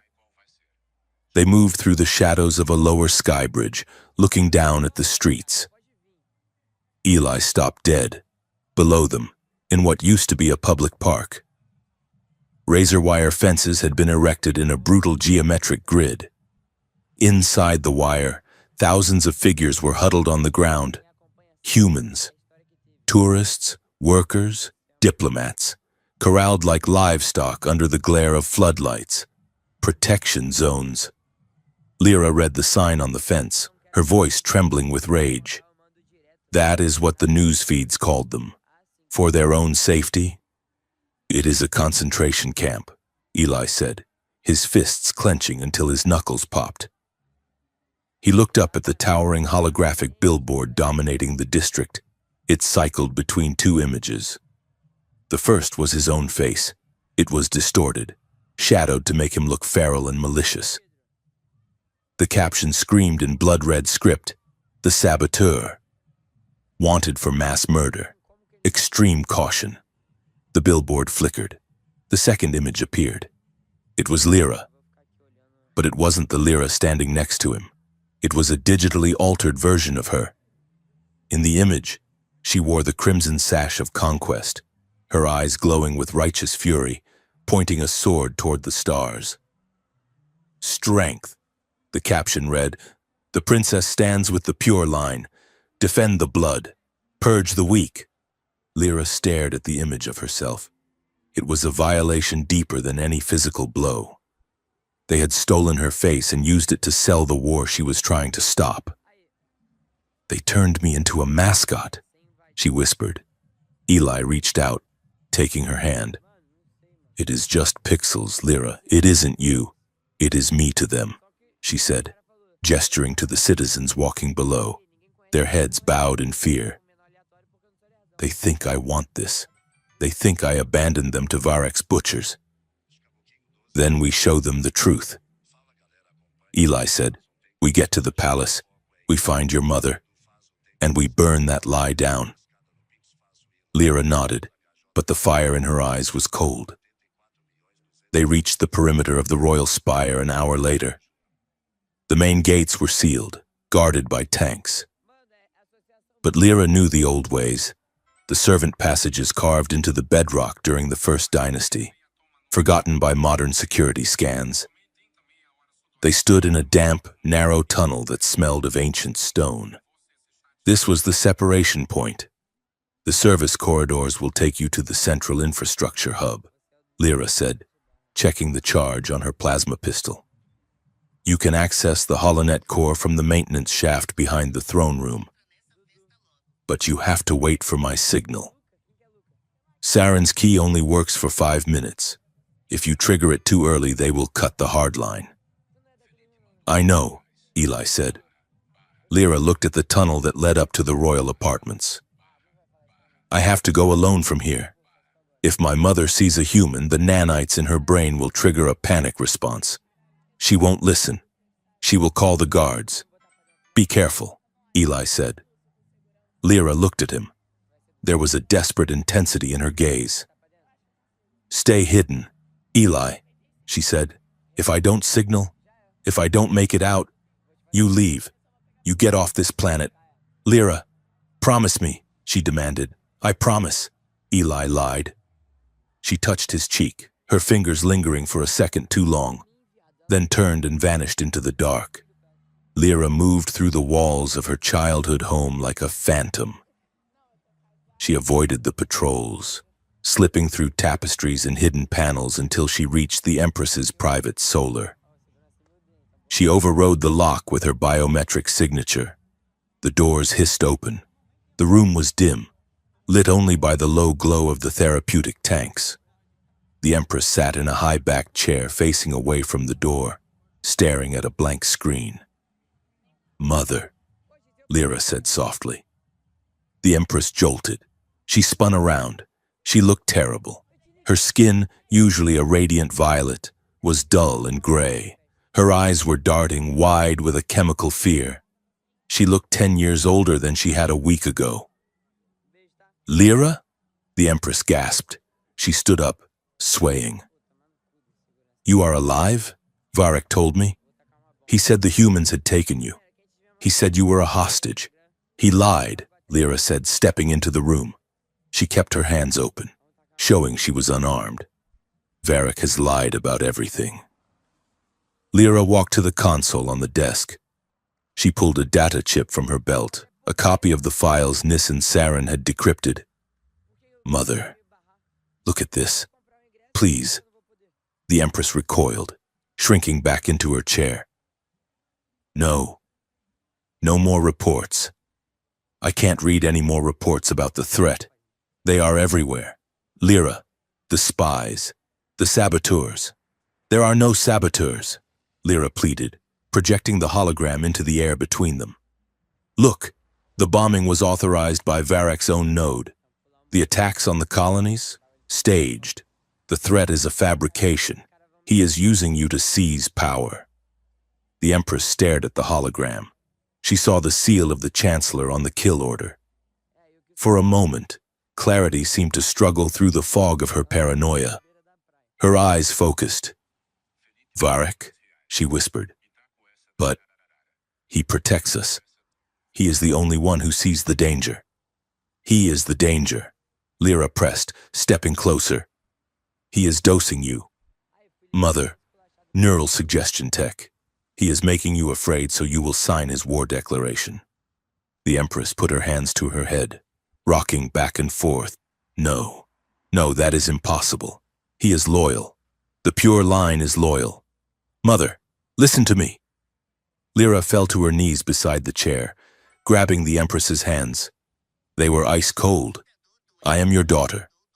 I am telling you that we are the aggressors. If you sign that order tomorrow, you doom our soul. You kill millions of innocent people. The Empress looked at Lyra. She looked at the scars on Lyra's face, the desperate love in her eyes. The programming in her brain warred with the maternal instinct. Lyra, she sobbed. I am so tired. I just want it to be safe. I want the fear to stop. It stops when we tell the truth. Lyra said, call off the council. Arrest Varric. I will stand with you. We can end this tonight. The Empress looked at the hologram again. She saw the truth. Lyra saw the recognition in her eyes, but then the fear surged back. The nanites spiked her adrenaline. The Empress's pupils dilated. She pulled her hands away from Lyra as if burned. We can't, she whispered. Mother, if I arrest him, the military will revolt, the Empress stammered, her voice rising in hysteria. The pure line controls the fleet. If I turn on them, there will be civil war. Virelia will burn. It is better to burn than to be a butcher. Lyra shouted, no! The Empress stood up, knocking the chair over. I will not be the queen who destroyed the empire. I have to protect the peace, even if it is a lie. She looked down at Lyra with a look of terrified resolve. You must stop this, Lyra. You must stop digging. Lyra stared at her, horrified. You are asking me to be complicit in genocide. I am commanding you to save your people, the Empress screamed. And the human, the engineer, Varric knows he is with you. Lyra went cold. You must sever the bond, the Empress said, her voice dropping to a harsh whisper. If you give him up, if you renounce him and swear loyalty to the council, Varric has promised you will be spared. You can take the throne after me. Lyra stood up slowly. She felt like she was hollowed out. And if I refuse? She asked quietly. The Empress turned away, unable to look her in the eye. Then you are no daughter of mine, and you are an enemy of the state. Lyra looked at the woman who had taught her to draw, who had taught her the stars. She realized with a breaking heart that her mother was already dead. Varric had killed her and left this terrified shell in her place. Lyra reached into her pocket.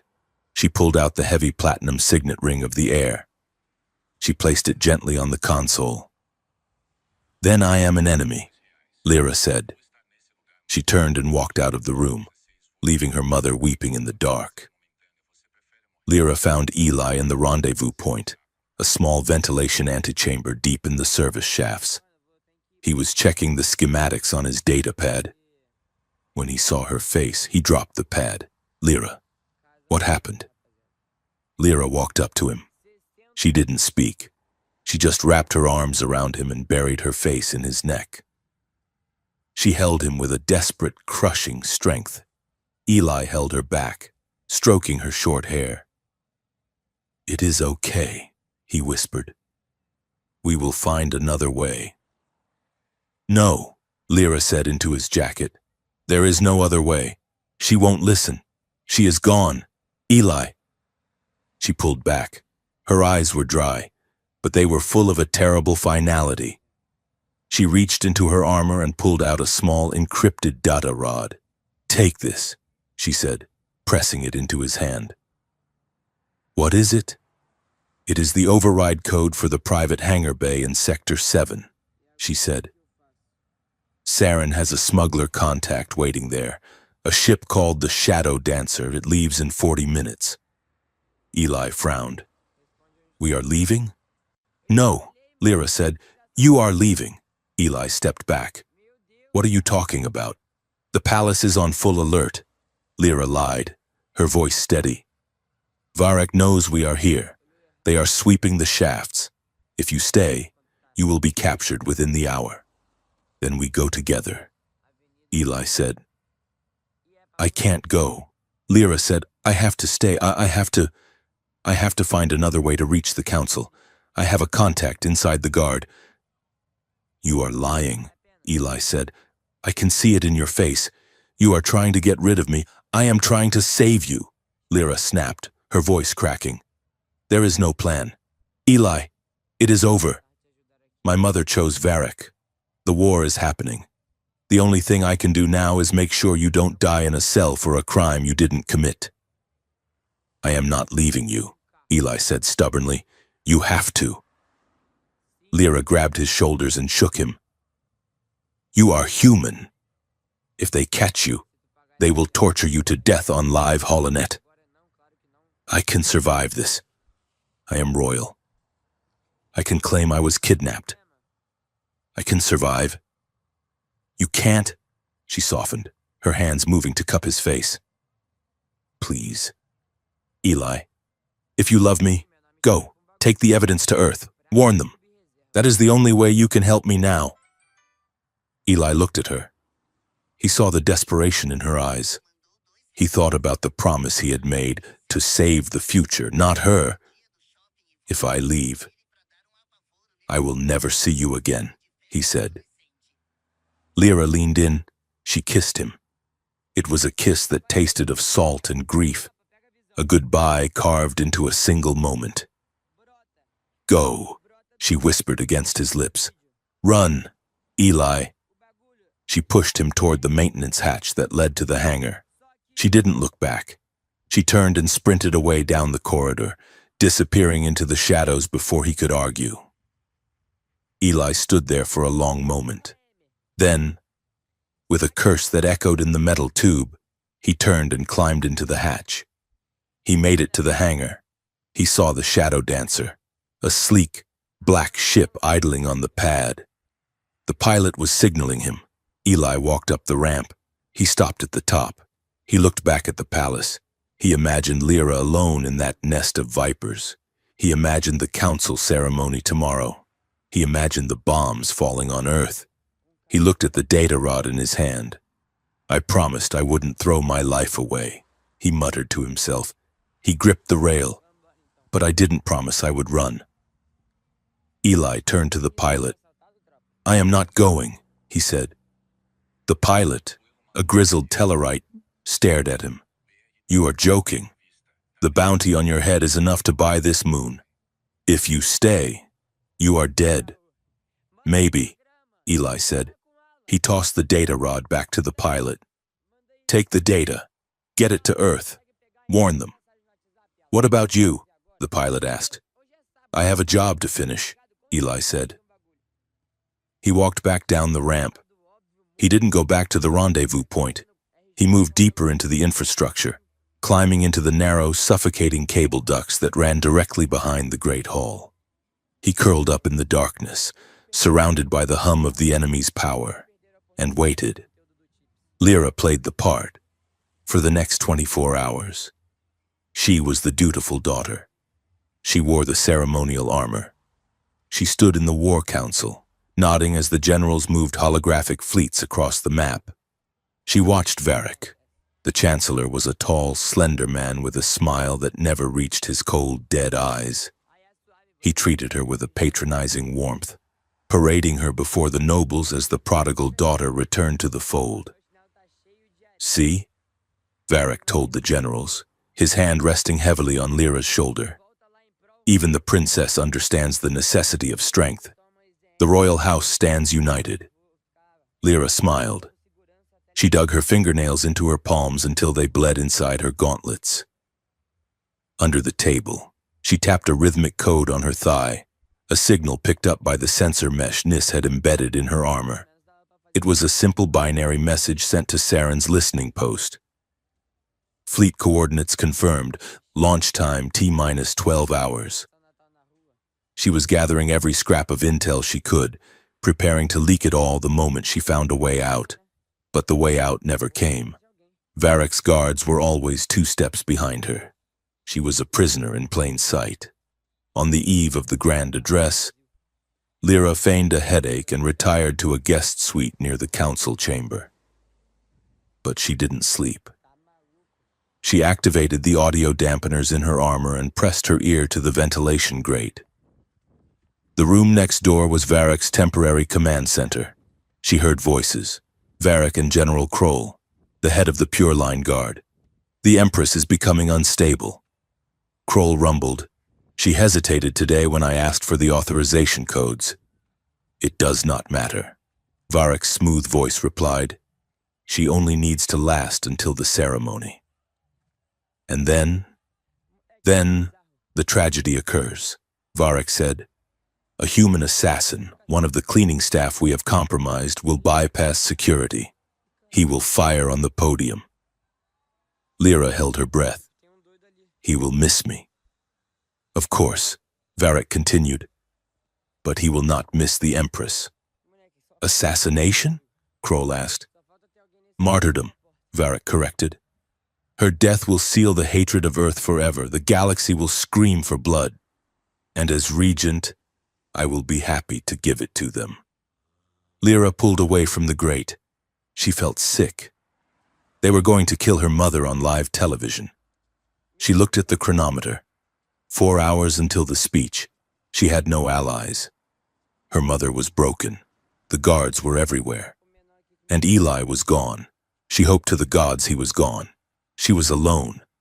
But she remembered what Eli had said on the roof. I think I found my shelter. She wasn't looking for shelter anymore.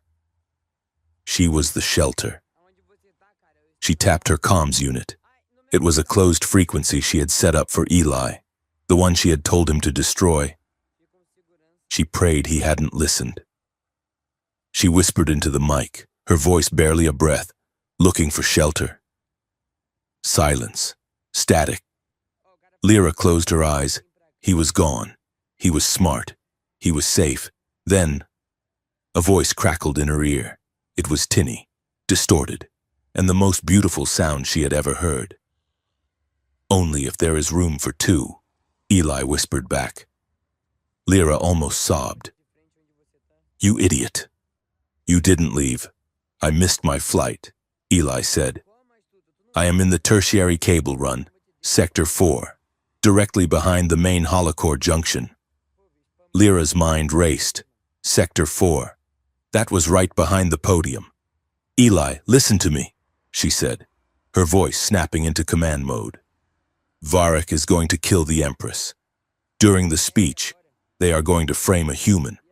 I figured it was something like that, Eli said. I see the sniper drones setting up in the rafters.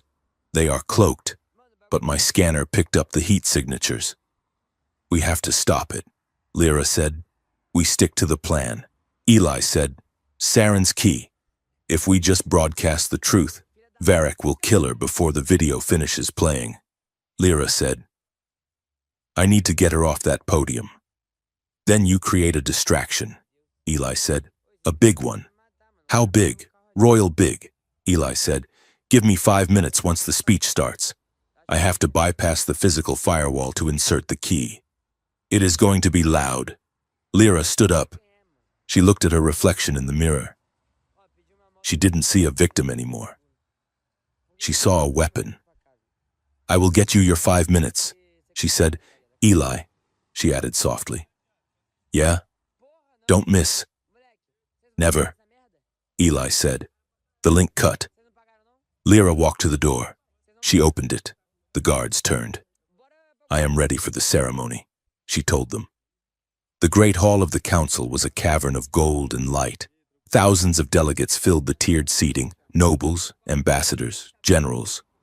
Floating cameras hovered like vultures, beaming the feed to trillions of screens across the galaxy.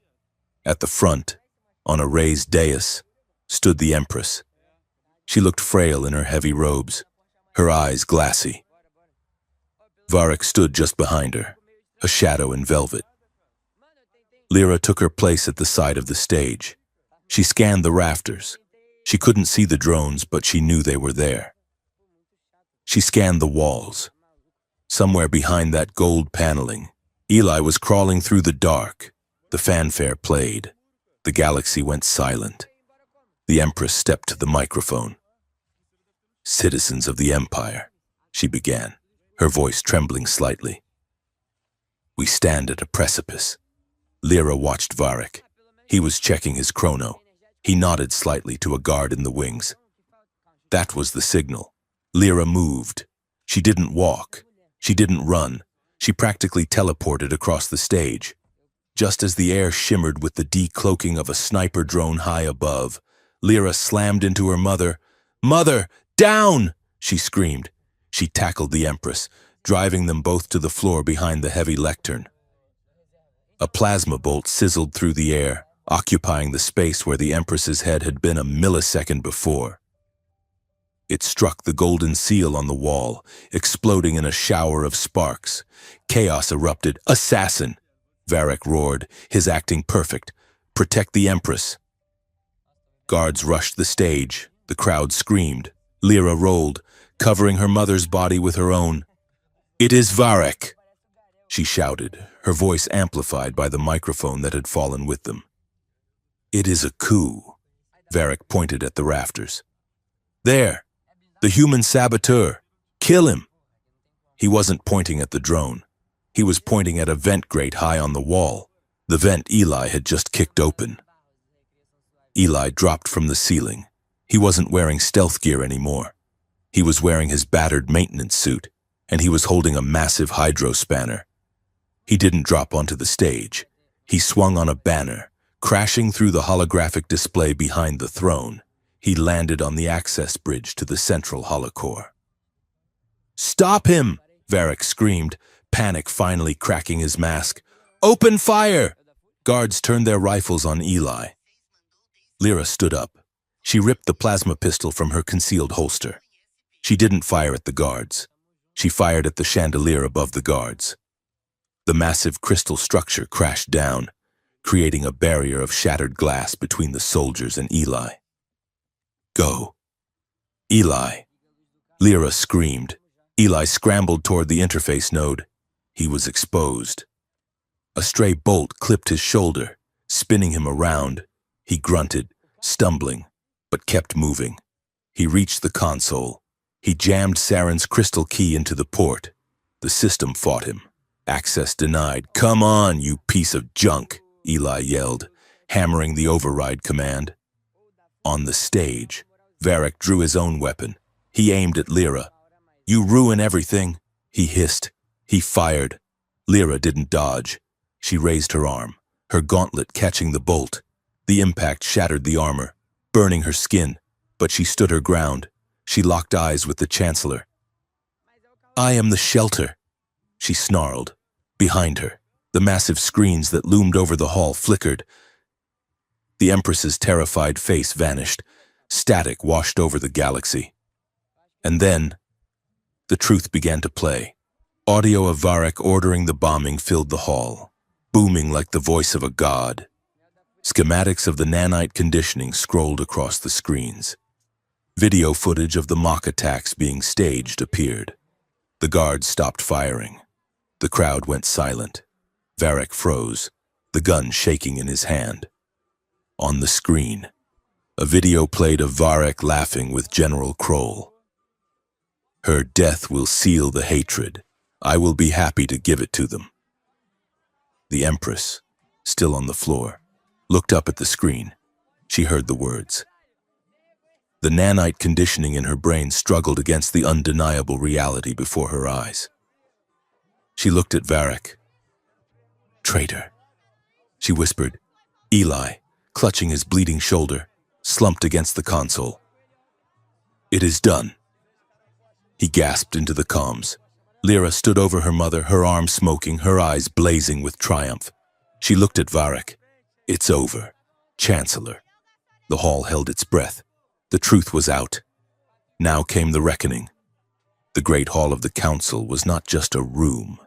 It was a breathing organism of gold, light, and suffocating expectation. 10,000 dignitaries sat in rising tiers that scraped the vaulted ceiling. a sea of velvet robes and polished armor. Above them, massive holographic banners rippled in artificial currents, displaying the crest of the Pure Line, a singular, unblemished spear piercing a chaotic sun. Princess Kalyra stood at the right hand of the throne, her posture rigid. To the galaxy watching via the floating camera drones, she was the picture of filial piety, the prodigal daughter returned to the fold. Inside her ceremonial armor, however, she was vibrating with a frequency of terror that threatened to shatter her bones. She watched her mother, the Empress, approach the lectern. The Empress looked frail, her violet skin dull and gray. A puppet held upright by the invisible strings of Chancellor Varric's neural conditioning. Lyra scanned the room, her slit pupils dilating and contracting. She was not listening to the fanfare. She was looking for the shimmer of a cloaked sniper. She was listening for the hum of a ventilation grate being kicked open. 50 floors below the gilded spectacle, in the dark, intestinal warmth of the palace's waste heat reclamation sector, Eli Ward was crawling on his belly.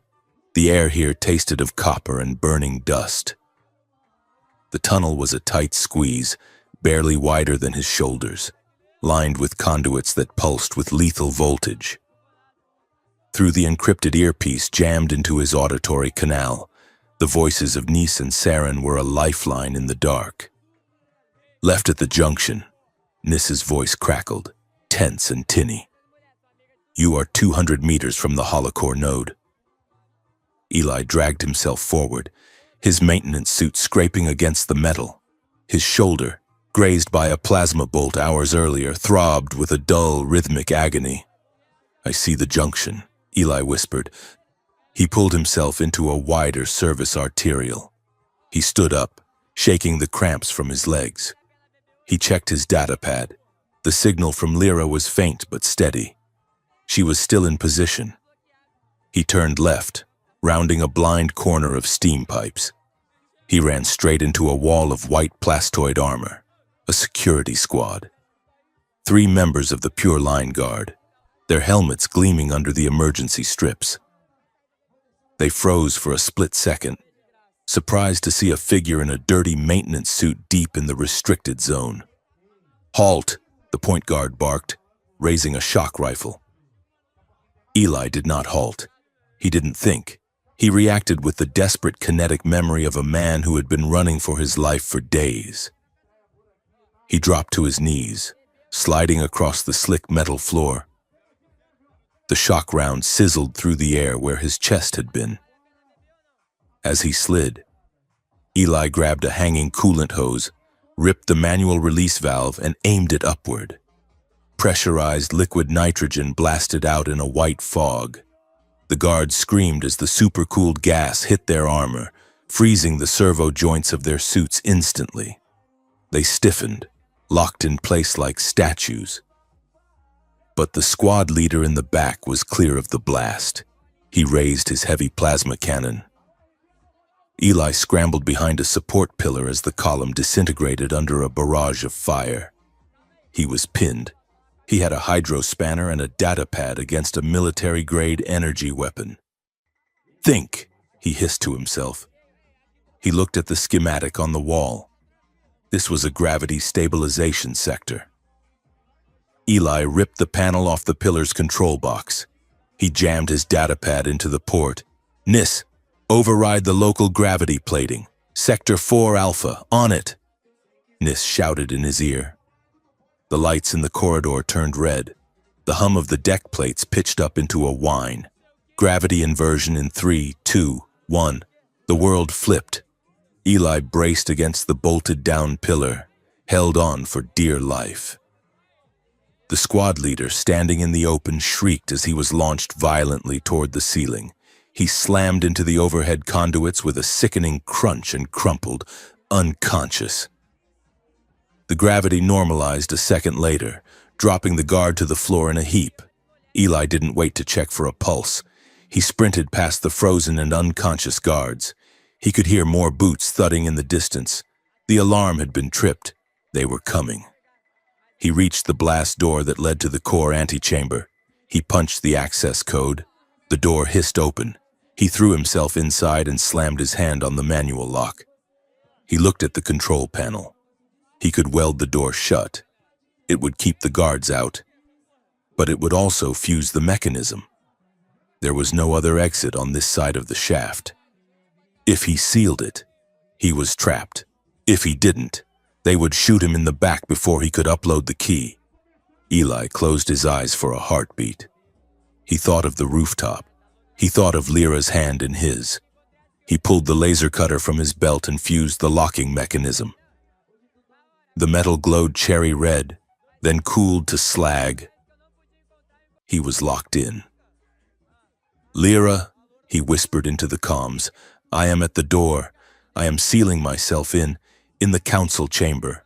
Lyra touched her ear, a micro-movement disguised as brushing a stray hair.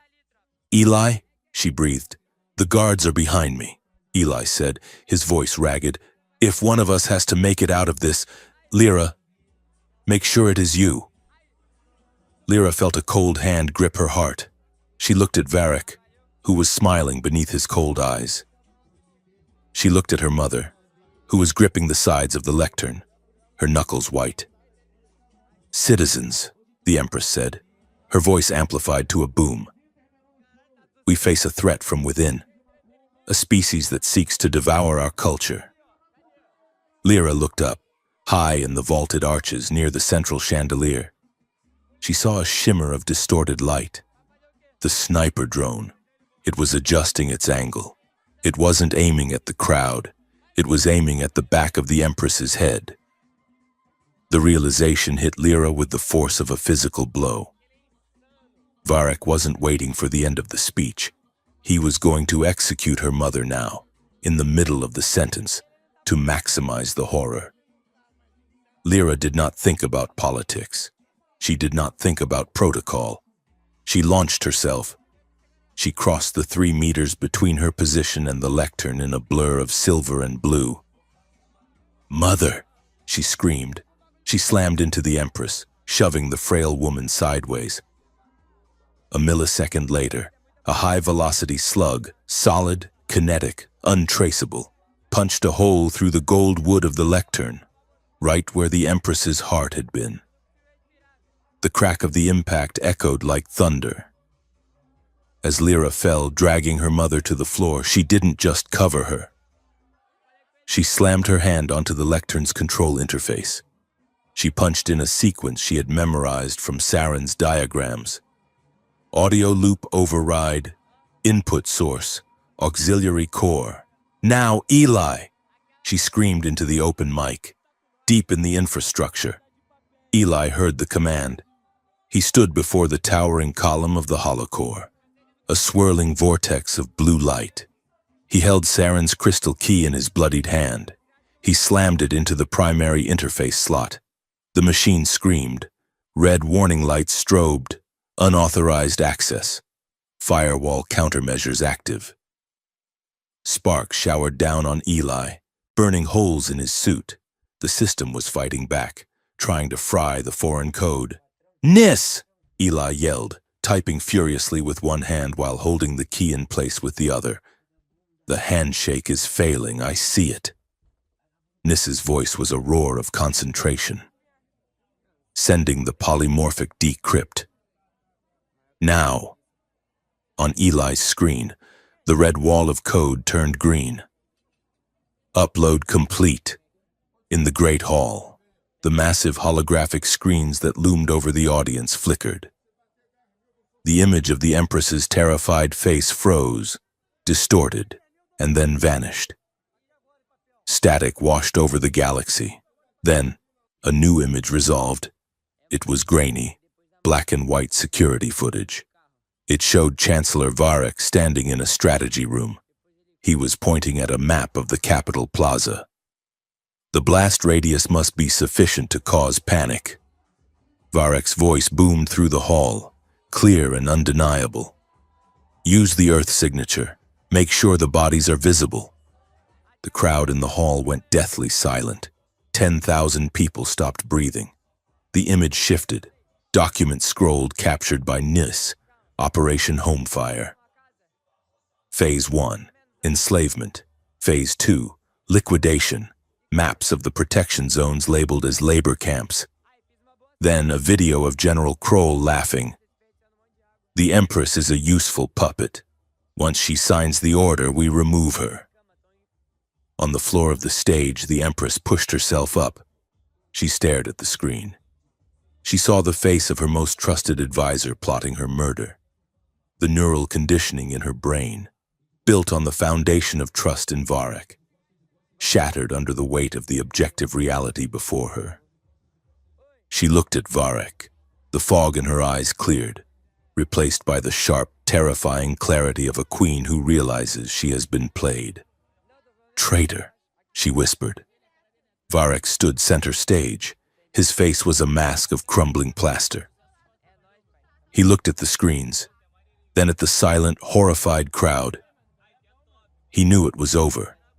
He reached into his velvet robe. He didn't pull a data pad.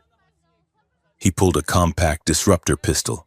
He turned toward Lyra, his eyes burning with a hate that transcended politics. "If I fall, the bloodline falls with me," he snarled. He fired. Lyra was still on her knees, tangled in her ceremonial robes. She couldn't move fast enough. She saw the muzzle flash. She braced for the end. She felt a weight slam into her. The Empress had thrown herself back across Lyra's body. The disruptor bolt struck the Empress in the shoulder, spinning her around and throwing her against the shattered lectern. "Mother!" Lyra shrieked. The hall erupted. It was pandemonium. Loyalist guards, confused but seeing their monarch shot by the Chancellor, drew their weapons. Pure-line conspirators, realizing the coup had failed, tried to fight their way to the exits. Plasma fire crossed the air in dazzling, lethal arcs. Eli kicked the maintenance hatch open. He fell onto the stage, covered in soot, blood, and coolant fluid. He looked like a demon rising from the underworld. He saw Lyra cradling her mother.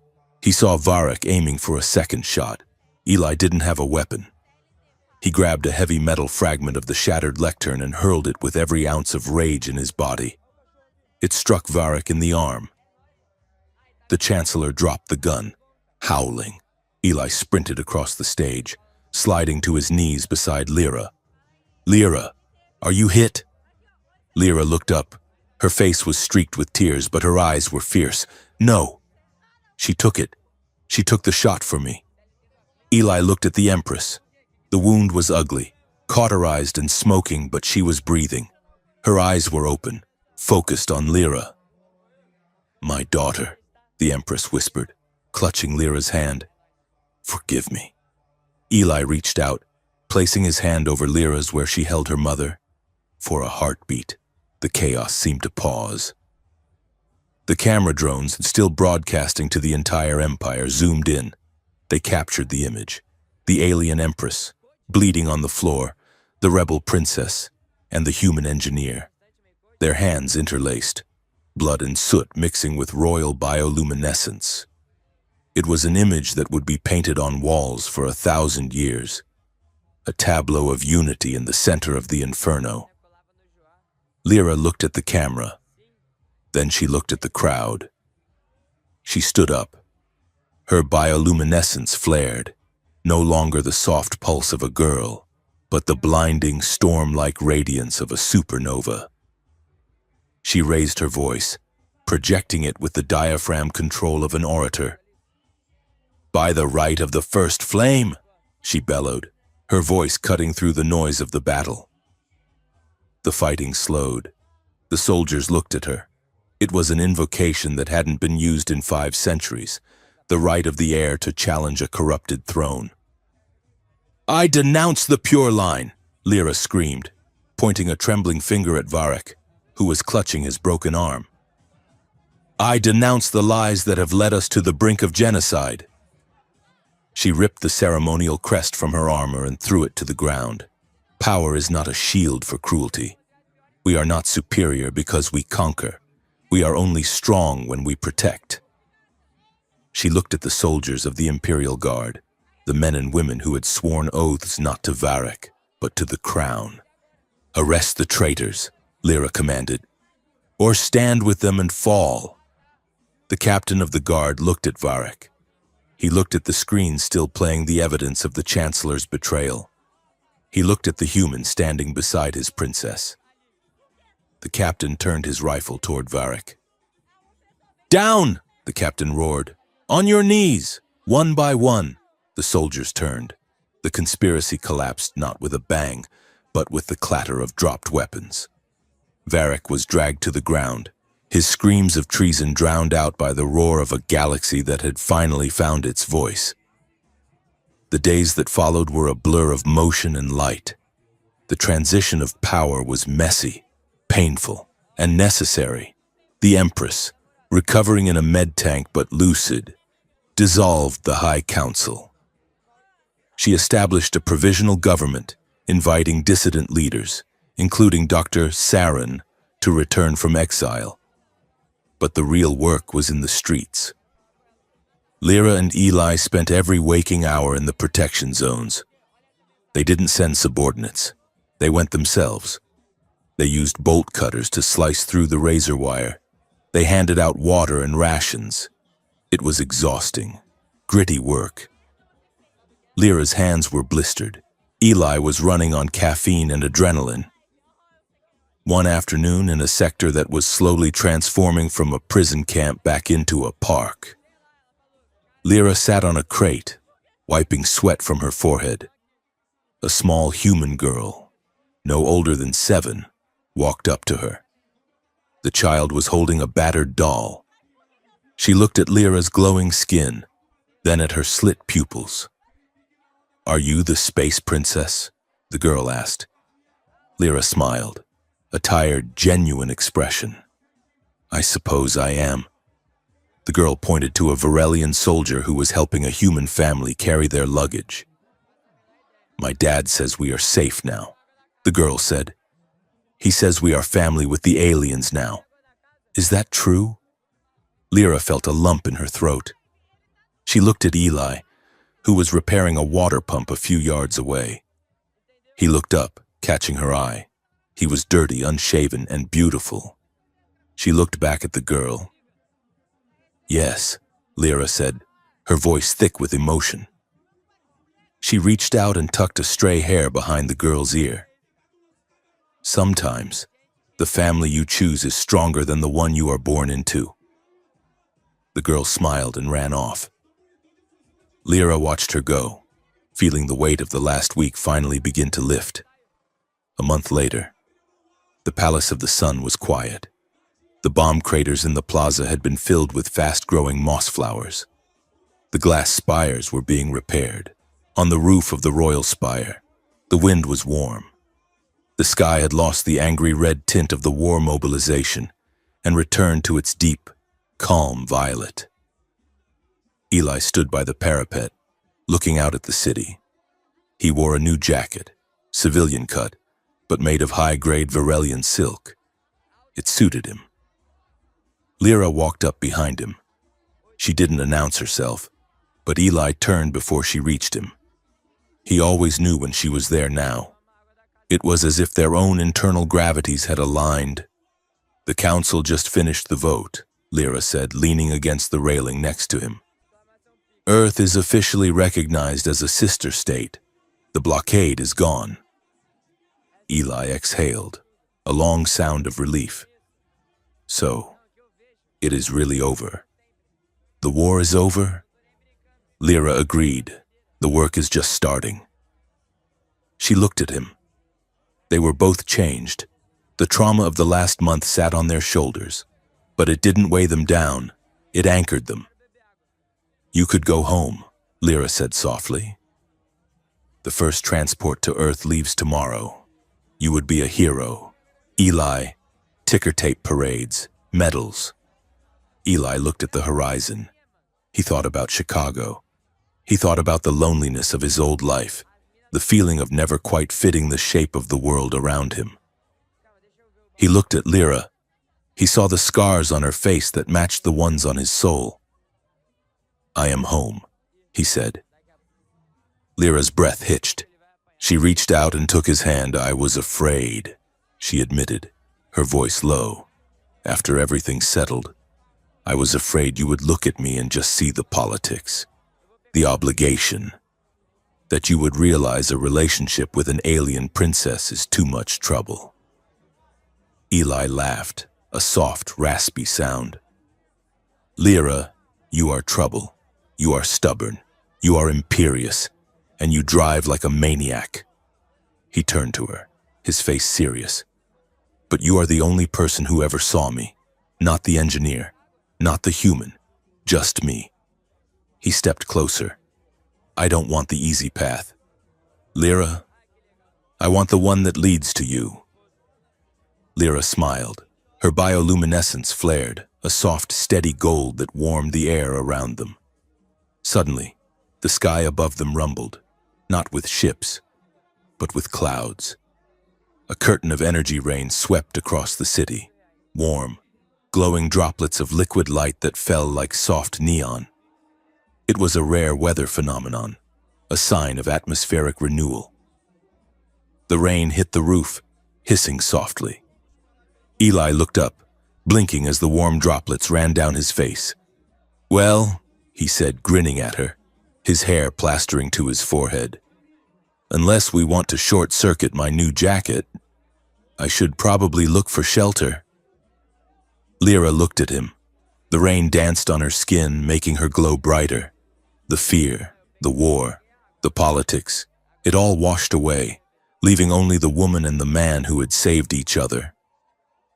She reached out and took his wrist, her grip gentle, possessive, and infinite.